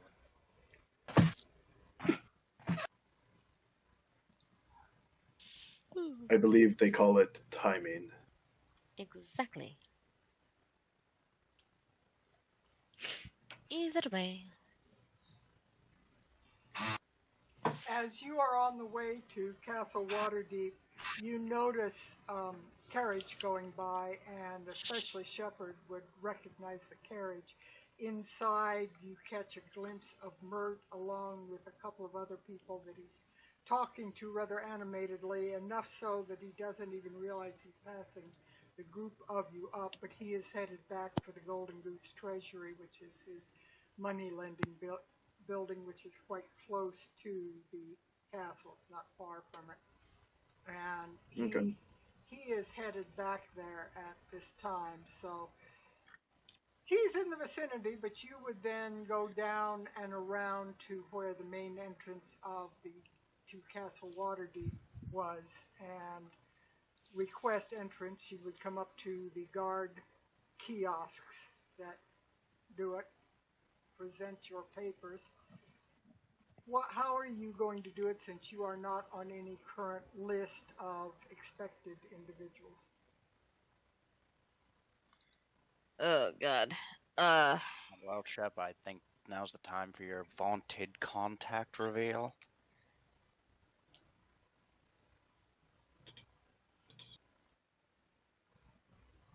Trying to remember. A mutual friend of ours, Lord Mert de Guerre, has instructed me to visit the Open Lord. We will say, for the purposes of O'Sealy, for the group of you, any of you, that you basically have calling cards that are in your possession that are given to you by the individuals who give you the renown. And basically, if you play one of those calling cards, you spend a point of renown. Okay, then I will spend my last point of renown. The guard takes the calling card, looks at it very carefully, nods to you, and he says, "This is to include all of your friends as well?" Indeed.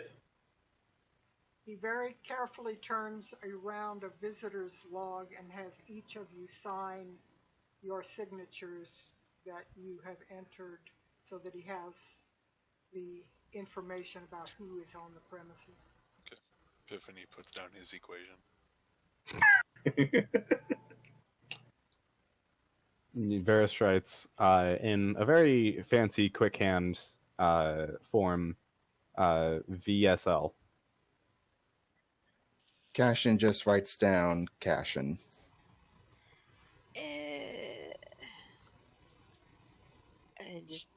Knocker will just look at this and just leave a single initial for last name. Lady is the first, and leave it at that. Relian and very clean and pretty-looking cursive scripts writes down R.R. Roscuro. And I'll write down Imriel Morban. J.R.R. Roscuro. I knew that was coming. Excellent author name. I understand. George R.R. Roscuro. Yeah. I understand some other people have decided the R.R. is important as well. Yes. Anyway. He changed that. He changed his name so he would have the R.R. in there. Like, a lot of people claim he ripped off Token. Tried. Anyways. Anyway, I won't make any comments. I will only quote Thumper in this particular case. If you can't say nothing nice, don't say nothing at all. So the group of you are allowed in. A guard he calls to one of the escort guards. Their job is to escort you into the palace and to kind of stand around the edges to make sure you don't walk away with the silverware or something. But he does escort the group of you to the throne room. He speaks for a bit with the steward that's inside the doors. You can see Laerl is in the large council room. She is meeting and exchanging papers. There's a lot of things going on she's quite busy. She's getting information from various individuals and speaking. And the steward comes up to her, leans over and speaks in her ear rather quietly. And her head immediately lifts up and she looks in your direction and she nods at the steward and motions to you. Come on. Varys follows. Yeah, we all move, I think. Yep. As one. If we're being motioned to come in, then we will do so. She nods to Nokri and to Shepard, since your name was on the card that was the calling card that got you in. She nods to Shepard and she says, well, so soon? We need to discuss the clock already? Or is this something that we need a little more privacy for? I believe a little more privacy would be at best. Steward, would you see to it that we are given a few minutes worth of time? You're welcome to remain nearby, but just remain out of hearing, and I will call you if I need you. And the steward kind of gathers up the various clerks and associates and what have yous that are in the vicinity and kind of gives them assignments to go somewhere else or kind of ushers them to side halls or whatever to give her some space, still all the while with the guards and himself in visual sight so that they are able to come if she has any need of them. I will apologize ahead of time. Before we begin, it was not my intention to deceive you, but the clock matter was more along the lines of a way to hide this meeting. But we apparently have other ways of getting an audience much sooner than we had hoped. Anytime I receive one of Mert's calling cards, I know that it is not a matter to be put off. What is it I may do for the banker? It is in regards to the Cassalanters. I'm sure you have been made aware of their party on the day of misrule. Yes, I have been invited. So has 499 other people. So I've heard that it's to be the largest party ever thrown at a residence in Waterdeep. I know And they quite- have an enormous grounds, but I myself wonder how they are going to seat and feed 500 people. They have cleared their coffers. 2 million dragons. Cleared their coffers from what? The bank? Yes.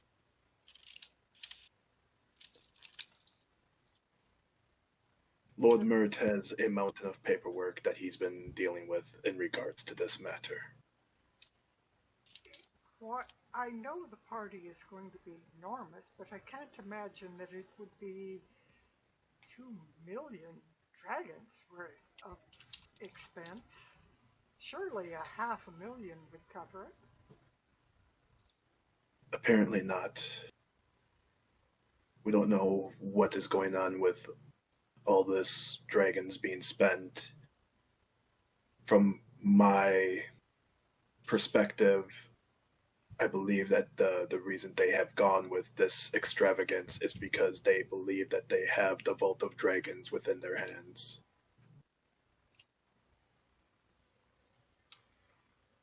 I see. Why would they think that they are on the trail of this money? What more do you know that you can give me regarding it? I have some degree of knowledge regarding its storage. They possess 2 keys. The vault requires 3 in order to be unlocked, and they already possess 2 of them, whether they know it or not. I see. If you know this, then you have been in contact with an artifact which Yagalt made himself.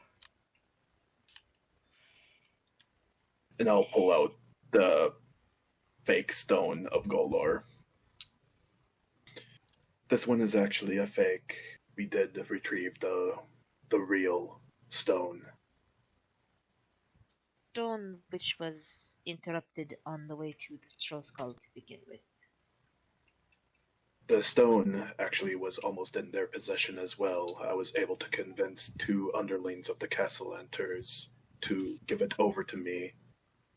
I feigned that I was working for Victoro Cassalanter and told them to give it to me. And I essentially threatened them on pain of death. I have known for a great many years that there are forces at work behind them that we had to keep the money from. I say we, I was not initially involved with it, though I am now involved with the knowledge. If you know where the stones lie, where the keys lie, and have possession of the stone, I would caution you to be very careful, because it means we are coming to the end of a decades-long path that is very, very dangerous. We are noticing that the more and more involved we find ourselves, whether we initially wanted to or not. Cashin nods himself. Apparently, I've been a part of this conspiracy of theirs ever since my accident years ago. I see. Well, I can't say that I'm, and she kind of looks around the castle, I can't say that I would be unhappy to finally take this mantle off, but it's not over yet. We have the hardest road ahead of us. What lies at the end will be extremely deadly if not done exactly right. What do you need of me? We need resources of any kind that can stop this. Because what lies at the end of this road is the Lord of the Hells, Asmodeus. She lowers her eyes and doesn't show the slightest bit of surprise. Yes, this is why I caution you. Most deadly road if done wrong. When you say resources, gold, what resources can I give you?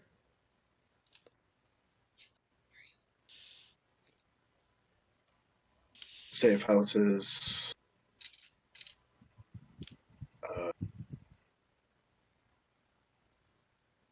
I'm trying to think of the proper word for equipment. Healing supplies. It would kind of fall under equipment with that one. I will give you one thing that will assist you should trouble break out. And she motions to the steward to come closer, just gently motions him over. And she leans over and you hear her say cards. And he leaves for a moment and returns with 6 calling cards that he distributes to each one of you. And she says, should trouble break out with the guards, this may keep you out of prisons. The Cassalanters have many favors they can call in, and a great many people owe their existence to the loans that the Cassalanters hold on them. There's a lot of power that they have and a lot of people they can call on. However, this may keep you out of prison or may get you away from trouble if you should need it. That would depend. See what else I might be able to come up with. That would depend on the arresting officer. If it happens to be Captain Staggett, he is on the Cassalanter's side. Or I should he's say, also not Staggett. He's actually, it is a demon that has taken on the form of Captain Staggett. He has been dead for almost a decade now. Curious. would explain some of the things that didn't seem to fit entirely, if true. I appreciate your information, certainly tied with what I know of the past. This both relieves and worries me at the same time. Not to add further worries onto your plate, I do want to reveal some personal conclusions of mine. Yes. I believe the imposter is your pen pal. My pen pal. The letter you received today, its author. The imposter for what? The one who is masquerading as you.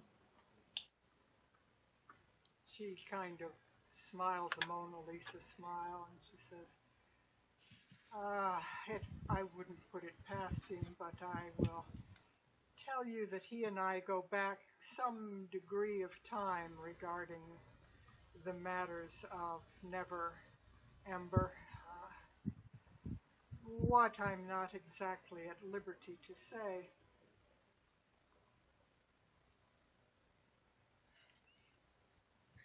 I think I understand whom you are speaking of. Cashin. Indeed, the showman. No, I'm actually getting your attention, Cashin. Whom you actually think has gone after you is not who you think it is. Lord Zarda Zord is not after you. I know that it was his man that was killing all those elves. An unfortunate person that he was not able to vet.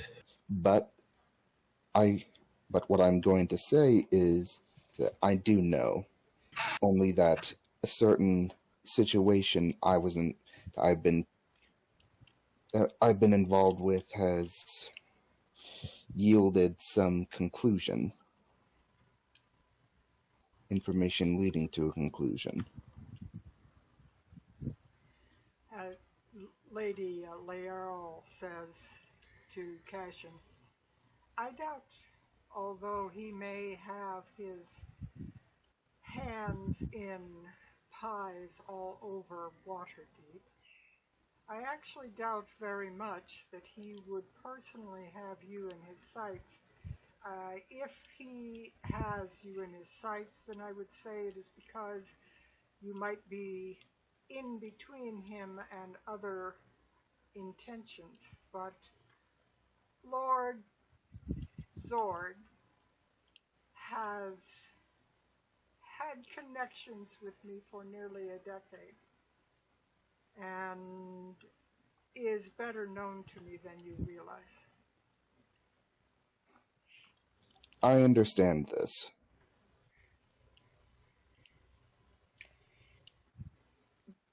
From what I'm hearing, it sounded that this one is a tree that is not worth barking up. I guess at this point we need to figure out how to move the chess pieces very, very carefully moving forward.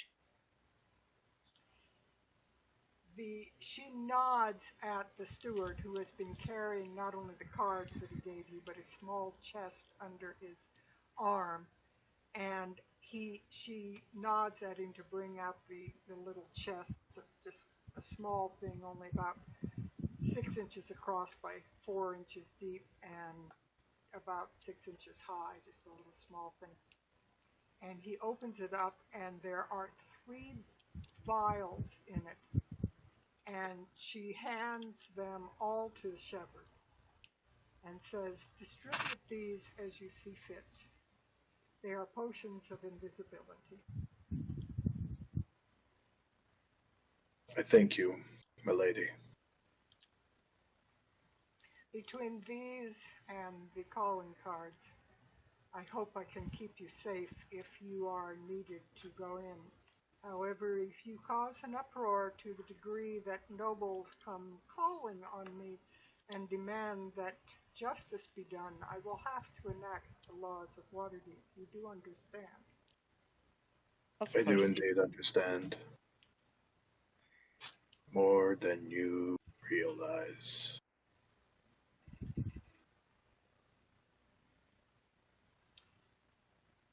She nods. Is there anything else I can do? And while you are here, Lady Nakri, do you wish to schedule the event for the clock? It is minor in the scope of what we're dealing with, but while you are here.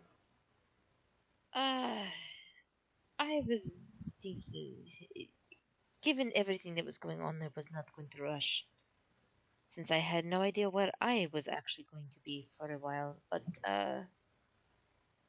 to make it a safer bet, perhaps a day or two before their extravagant party. Very well. That sounds an excellent idea. Before all of the waves hit the shore, as they say, we shall tend to the clock matter and have it installed in the street 2 days prior to the party.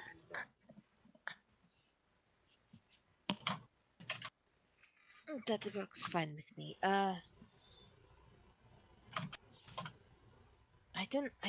am at a loss at where to go on this whole thing, and my apologies for having to bring you into this, but we have been lacking in people we could trust explicitly, and it relieves me to know that we could with you. Let me reassure you, you did not bring me into this matter. I have been in this matter since almost day one. That I did know from our mutual friend. Yes, Mert knows as well. Nakriel, not understandingly, and then say no more on the matter. If there is nothing else,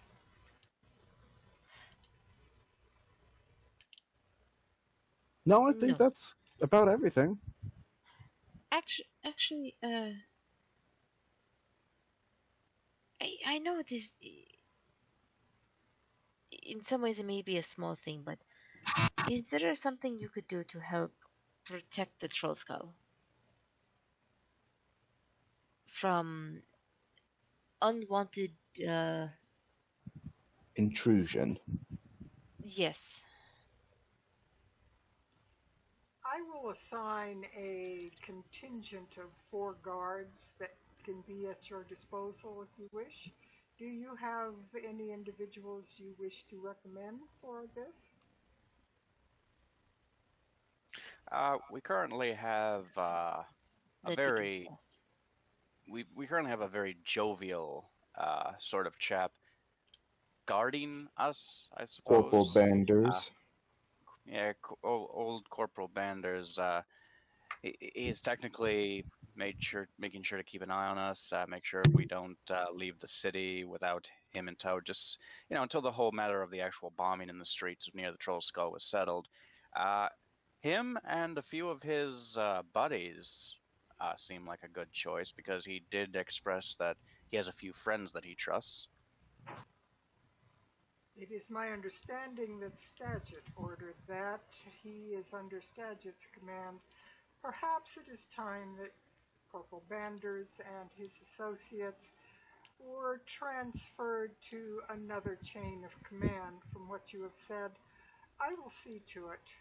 You can expect Corporal Banders to be at your indirect command within a day. Yeah, he works for us now. Yay, and at the same time, it is a relief to know that he is can be far removed from any major danger. Indeed, he seems like a very relatively honest, and I like him at least. No, he's good people.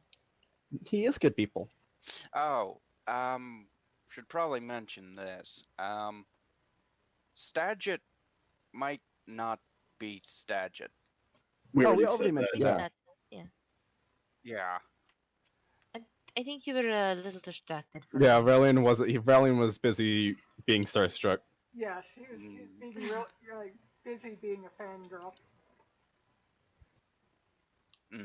Okay.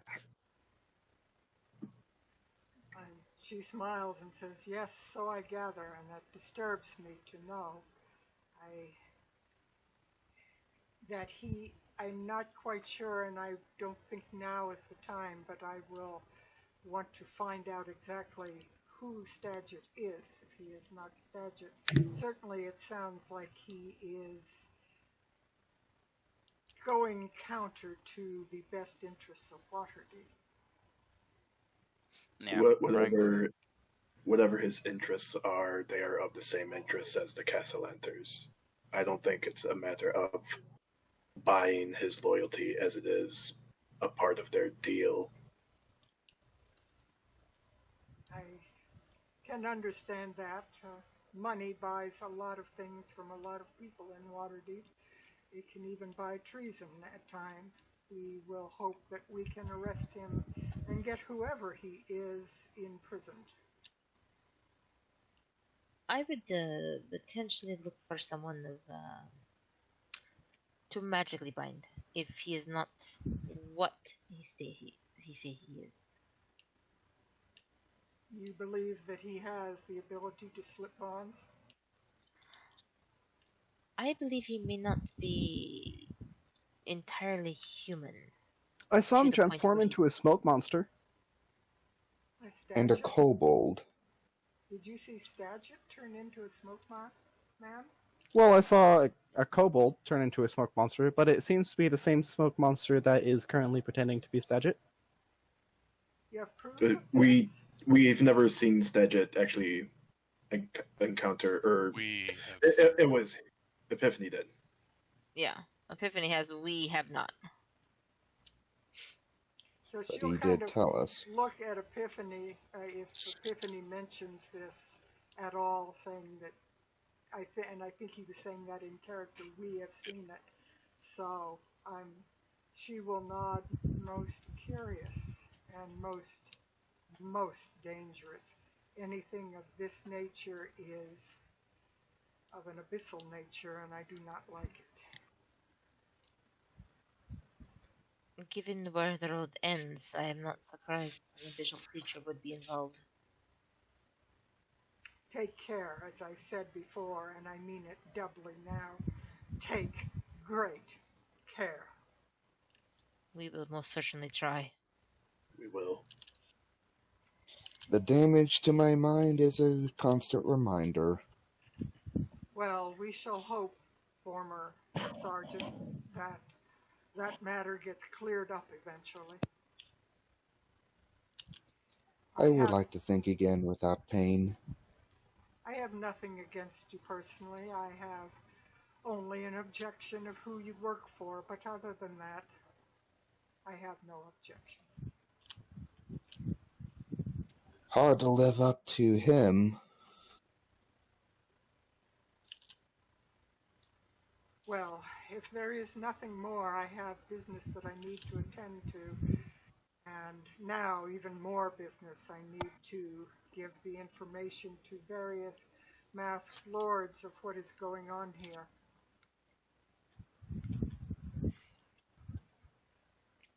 I would.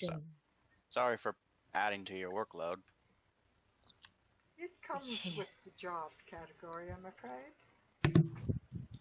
Even still, we'll hopefully be able to render that load a little lighter if things go as well as we can hope.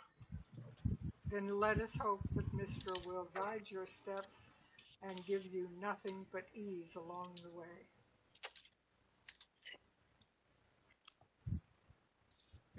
Well, she'll nod at us and bow to take her leave. And she will smile over at Relian and say, "Be aware that I have several attendants who are priests of Mistra, should you ever need an alternate job."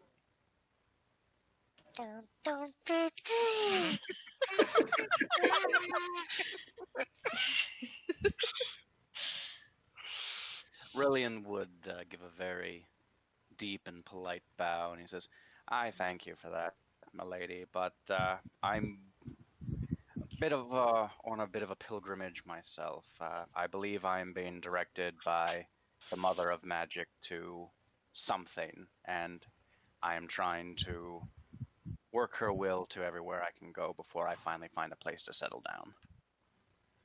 Well, the offer will stand should you ever change your mind. And it is much appreciated. So we're gonna go stop some bad guys now. See you, boss lady. And he turns to leave. Friend Rillian, you were offered a decent amount of power there. Do not toss it away lightly. Rillian Epi into a half hug and says, "Epi, power comes in many forms, and power isn't everything. Sometimes you just gotta follow your heart, follow your dream, do what comes naturally. To me, that's whatever the heck I want." Yes. Power means thing. Oh, you do like us, and she'll gently pat him on the shoulder and keep walking. Wouldn't have given you a healing potion if I didn't, Sugar Scales. This is true. You value your mobility. Sometimes that requires power. True enough. The thing about being a follower of Mystra, he lets magic crackle around his palm a little bit, is you always have a little bit of power with you. My love isn't power in of itself. My love is magic. That is where we differ. Nokri will stop and take one more farewell bow towards the open lord, just as out of politeness, and usher along her children. Come, ducks. Oh, too soon. All right, with I'll that, tell you about it after. with that, she takes her leave. Whack, whack, whack. 6 little ducks that I once knew.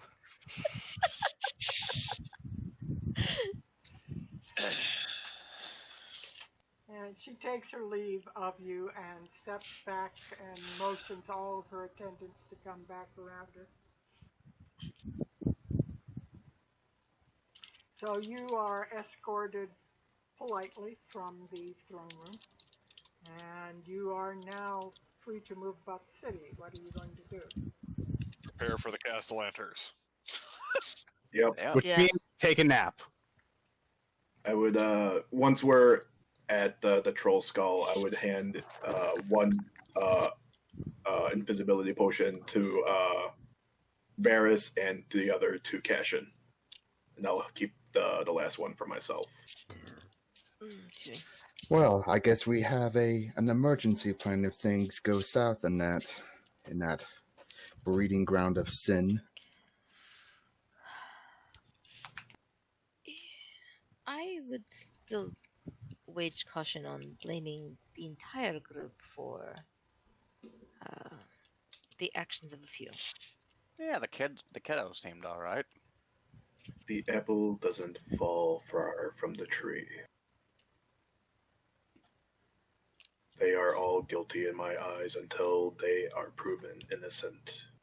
Oh, Yeah. Opie. Even compliance in his eyes probably constitutes the guilty.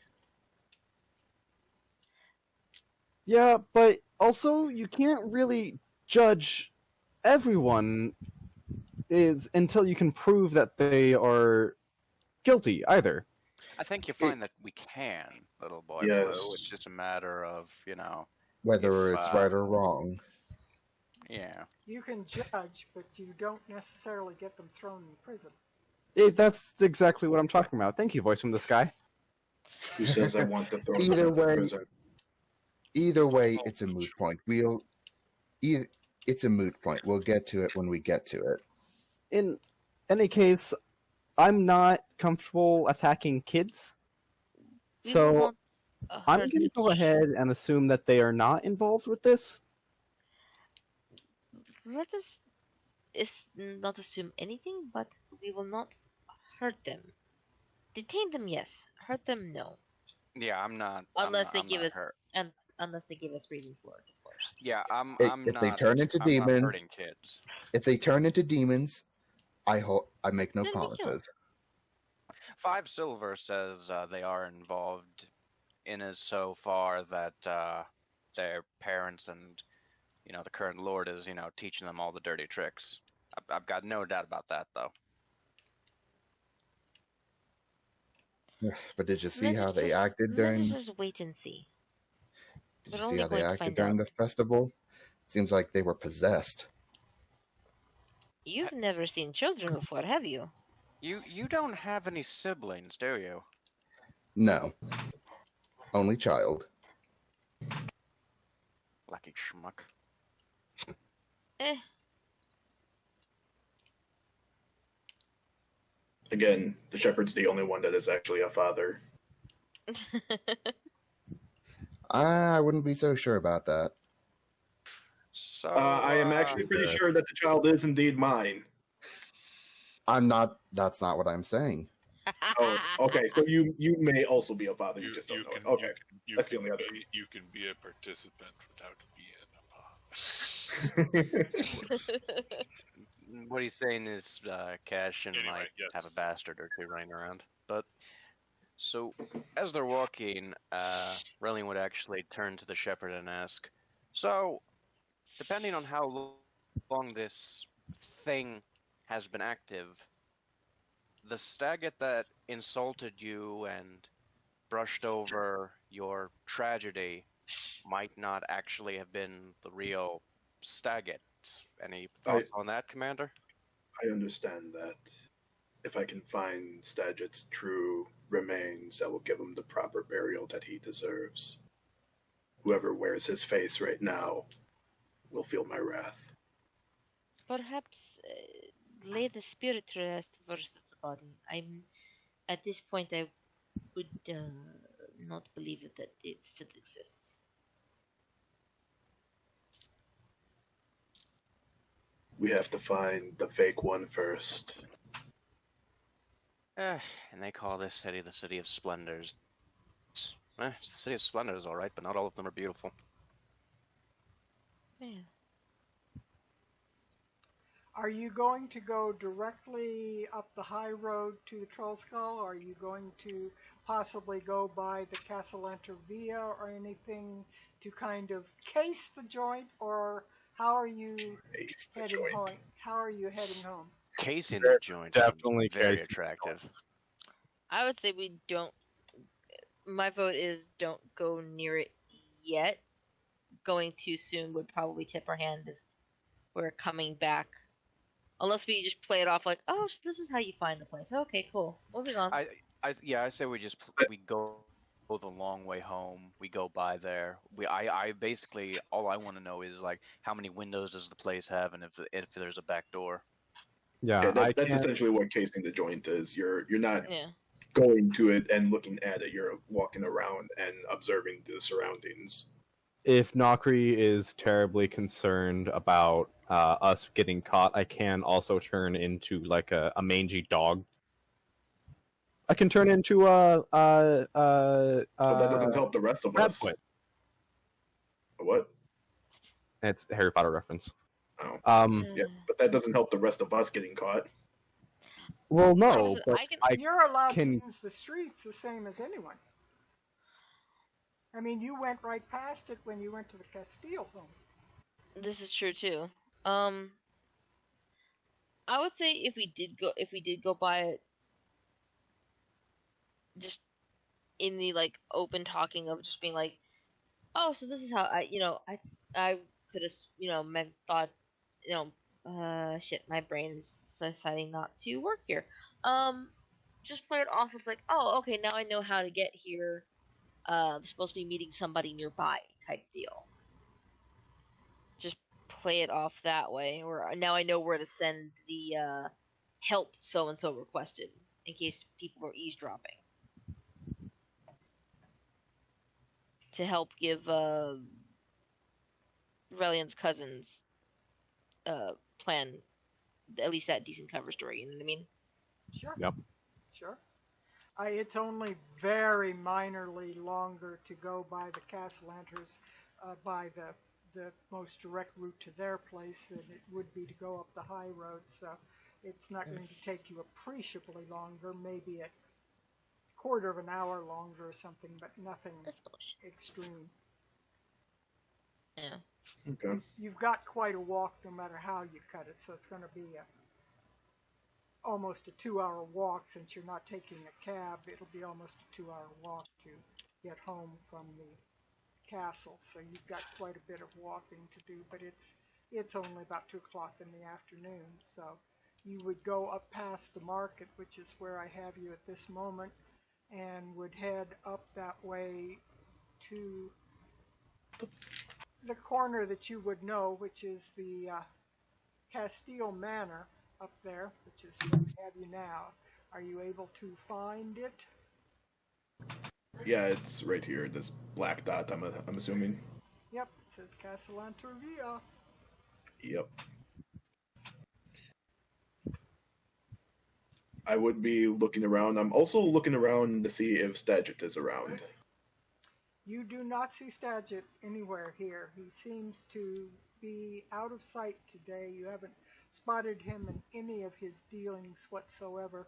The time spent a little out of the way would probably give Laerl time to get the orders for Corporal Banders and so forth set up, so that is probably going on behind the scenes, so you don't know exactly there, but you would turn the corner at the Castile residence and continue on down the street past the Villa. You would find, this is a photograph of an English manor, but nevertheless it is the kind of appearance that you would find on the Cassalanter home as you come past. It is expansive grounds. There is an iron fence that is near the street, large, expansive estate grounds that you would have to walk through to get to the front door. There are 2 guards stationed near the iron gates for the outer perimeter, and you can see at the end of a long, rather stately, attractive, manicured grounds sort of thing. You can see at the end of a long pathway that the manor is there with its main door, and there are 2 more guards stationed on either side of the main door. There are numerous windows, less on the ground floor than you are seeing in this picture. It is like several of the manors, the Grauhan Manor included. They have relatively few windows on the ground floor. Most of their windows are on the upstairs where the bedrooms and residences are, in order to help defend should there be anyone attacking the manor, and it prevents people from crawling in on the ground floor. Doesn't mean there are none, it just means that they limit the amount of ground floor entrances that they have. You are pretty sure that there would be more than one entrance. Certainly they would have servants' entrances and things. They would have quite a staff of servants. It's obvious that the size of the manor, it's several stories high, at least 3 stories high, and they would require a large staff to maintain it and feed them and keep it clean and so forth. So you can assume that there are a lot of servants. Can I...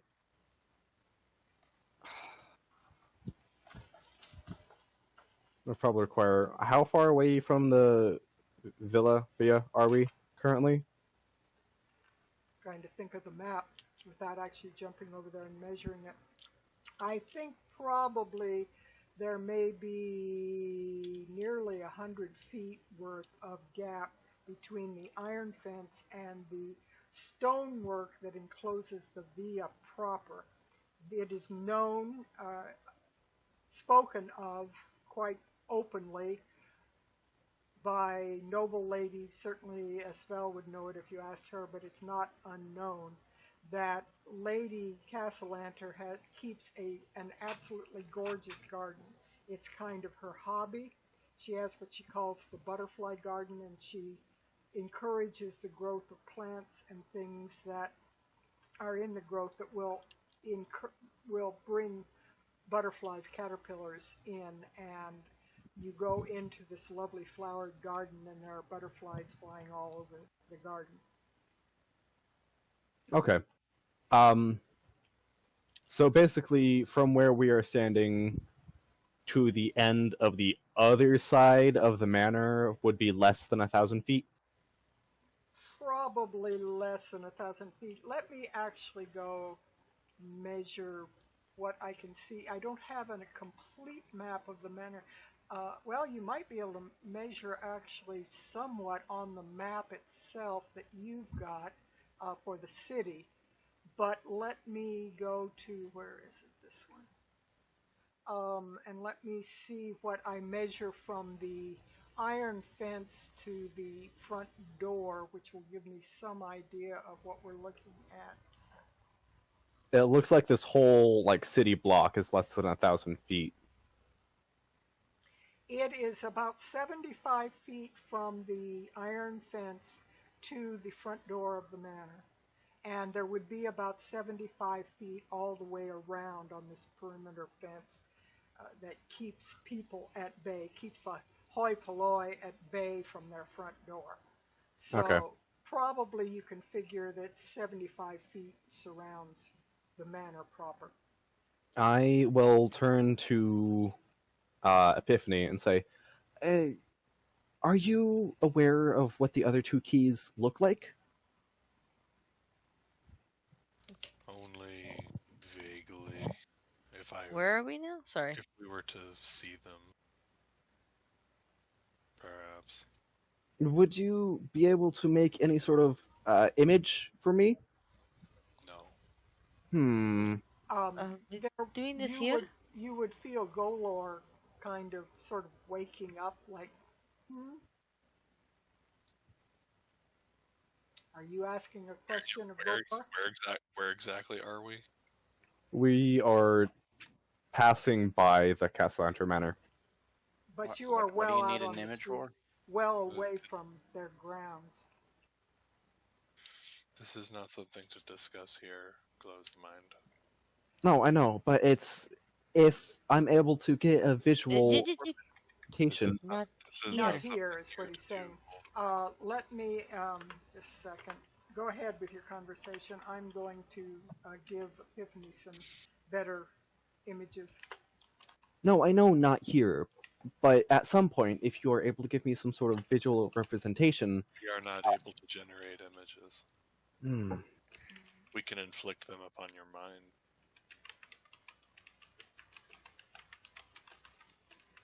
Okay.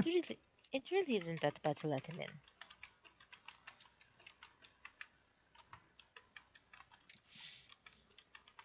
Okay. If you are able to present me an image mentally, then You are no longer closed mind. We does shall have to it? consider a new nomenclature.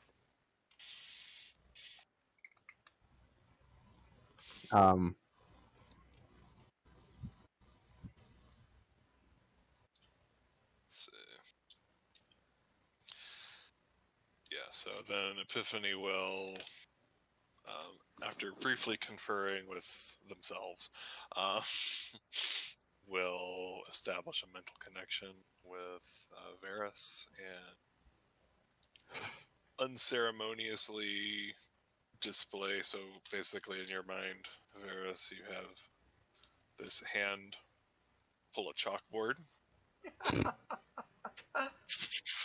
and start drawing. You had said that you would prefer an image. So, yeah. So the images are it's a necklace, and it has a very specific sort of symbol attached to it, and the other one is a glowing greatsword. And what was it? The necklace, wasn't the necklace like a profane symbol? It is the symbol of Asmodeus. Yeah, so the necklace has. And somewhere I have an image. Yeah, it's like three triangles or arrows pointing It's a towards each other. diamond a kind of a diamond shape, an unequal diamond shape with a triangle inside of it and a symbol inside of that. Okay. With this image in my mind, I am going to cast Locate Object. And the spell. Let me put it in the game chat. So I can either name a specific object that I've seen up close at least once. Oh, Holy crap. you weren't kidding. It really was giant. The map. Asmodeus. That's his spawn point. Yes. Good lord. You are here. He is demon spreading right now. It's like Storm King's Thunder all over again. So I can Basically. either locate a object of a particular kind, the closest object, or I can locate a specific object that I've seen once. Would Epiphany putting the image of these things in my mind be considered something that I have seen now? If you're Okay. asking me, yes. I mean, Okay, obviously, so- yeah. I will... Do we care more about learning where the sword is, or about the necklace? We believe that the necklace will likely be attached to some place of. Wasn't one of them was like holding? There was like just some inflicting darkness at the very edge of the image. If I remember, was it the sword or the necklace? sword. There were hands Yeah. holding the sword, and there was like this light around the sword, and then around the edges of this ring of light is darkness and flames. We believe perhaps the blade may be the difficult of the two. We could be mistaken, but it seemed to have the more inhospitable location. I am going...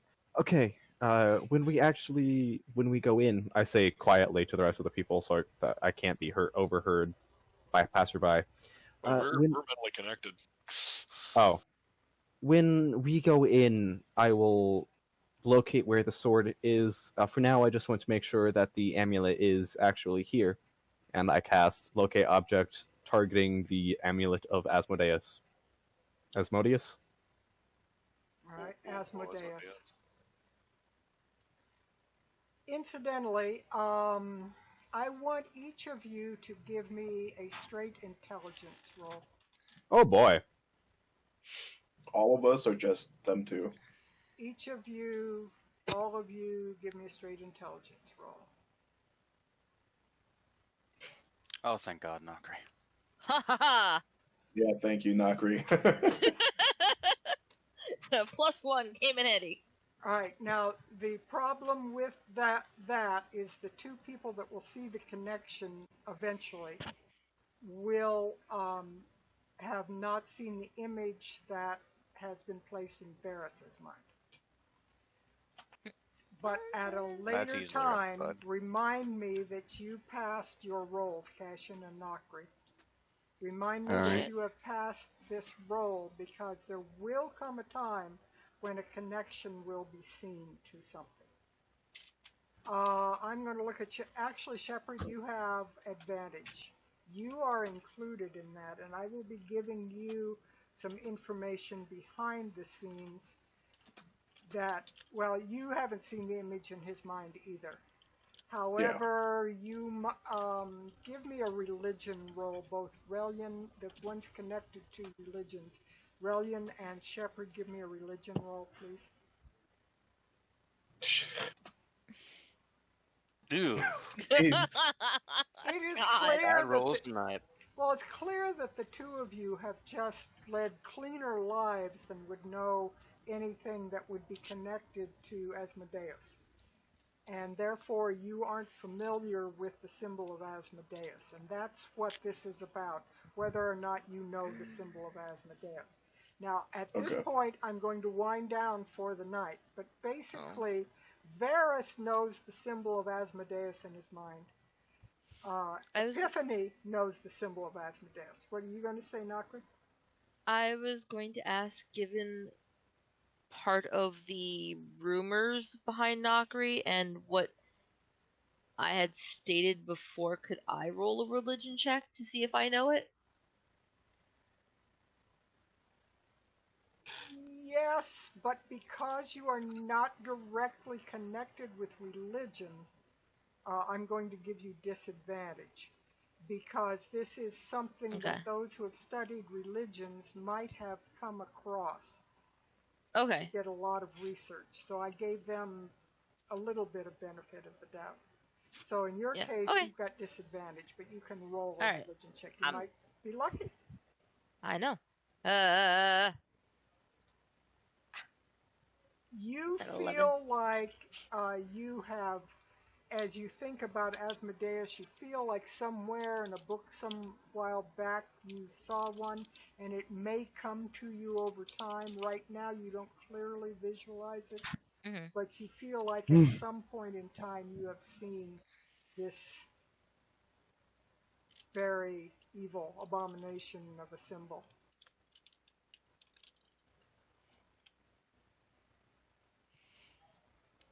Okay. All right, very good then. We will call it here. You guys are on your way back to the Troll Skull, and we will start up next time at the Troll Skull. You can finish up your conversations and have your rest and can make your decisions about how you are going to approach this.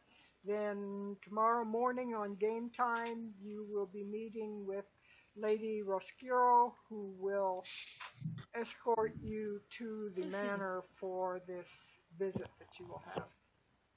Oh, and when you arrive at the Troll Skull, you find a rather jovial Corporal Banders who reaches out and shakes the hand of the first person who comes up onto the porch and pumps it very vigorously and says, "I understand I have you to thank for being transferred to another chain of command, and he turns and shows you his sleeve, and he is now a sergeant." Woo! Can you let go of my Sergeant hand now? Banders. Can you let go of my hand Congratulations, now? Sergeant. Maybe now you can come in and have that drink.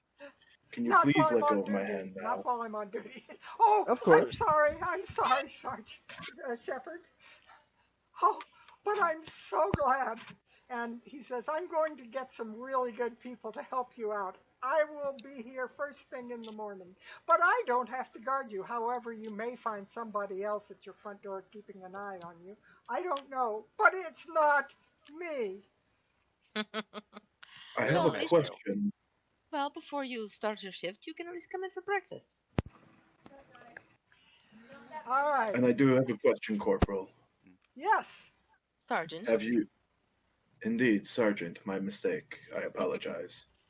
Sergeant, have you happened to see Captain Stagget around? I haven't actually seen him in about 3 days, I believe. It was my understanding that he had taken some leave. Curious.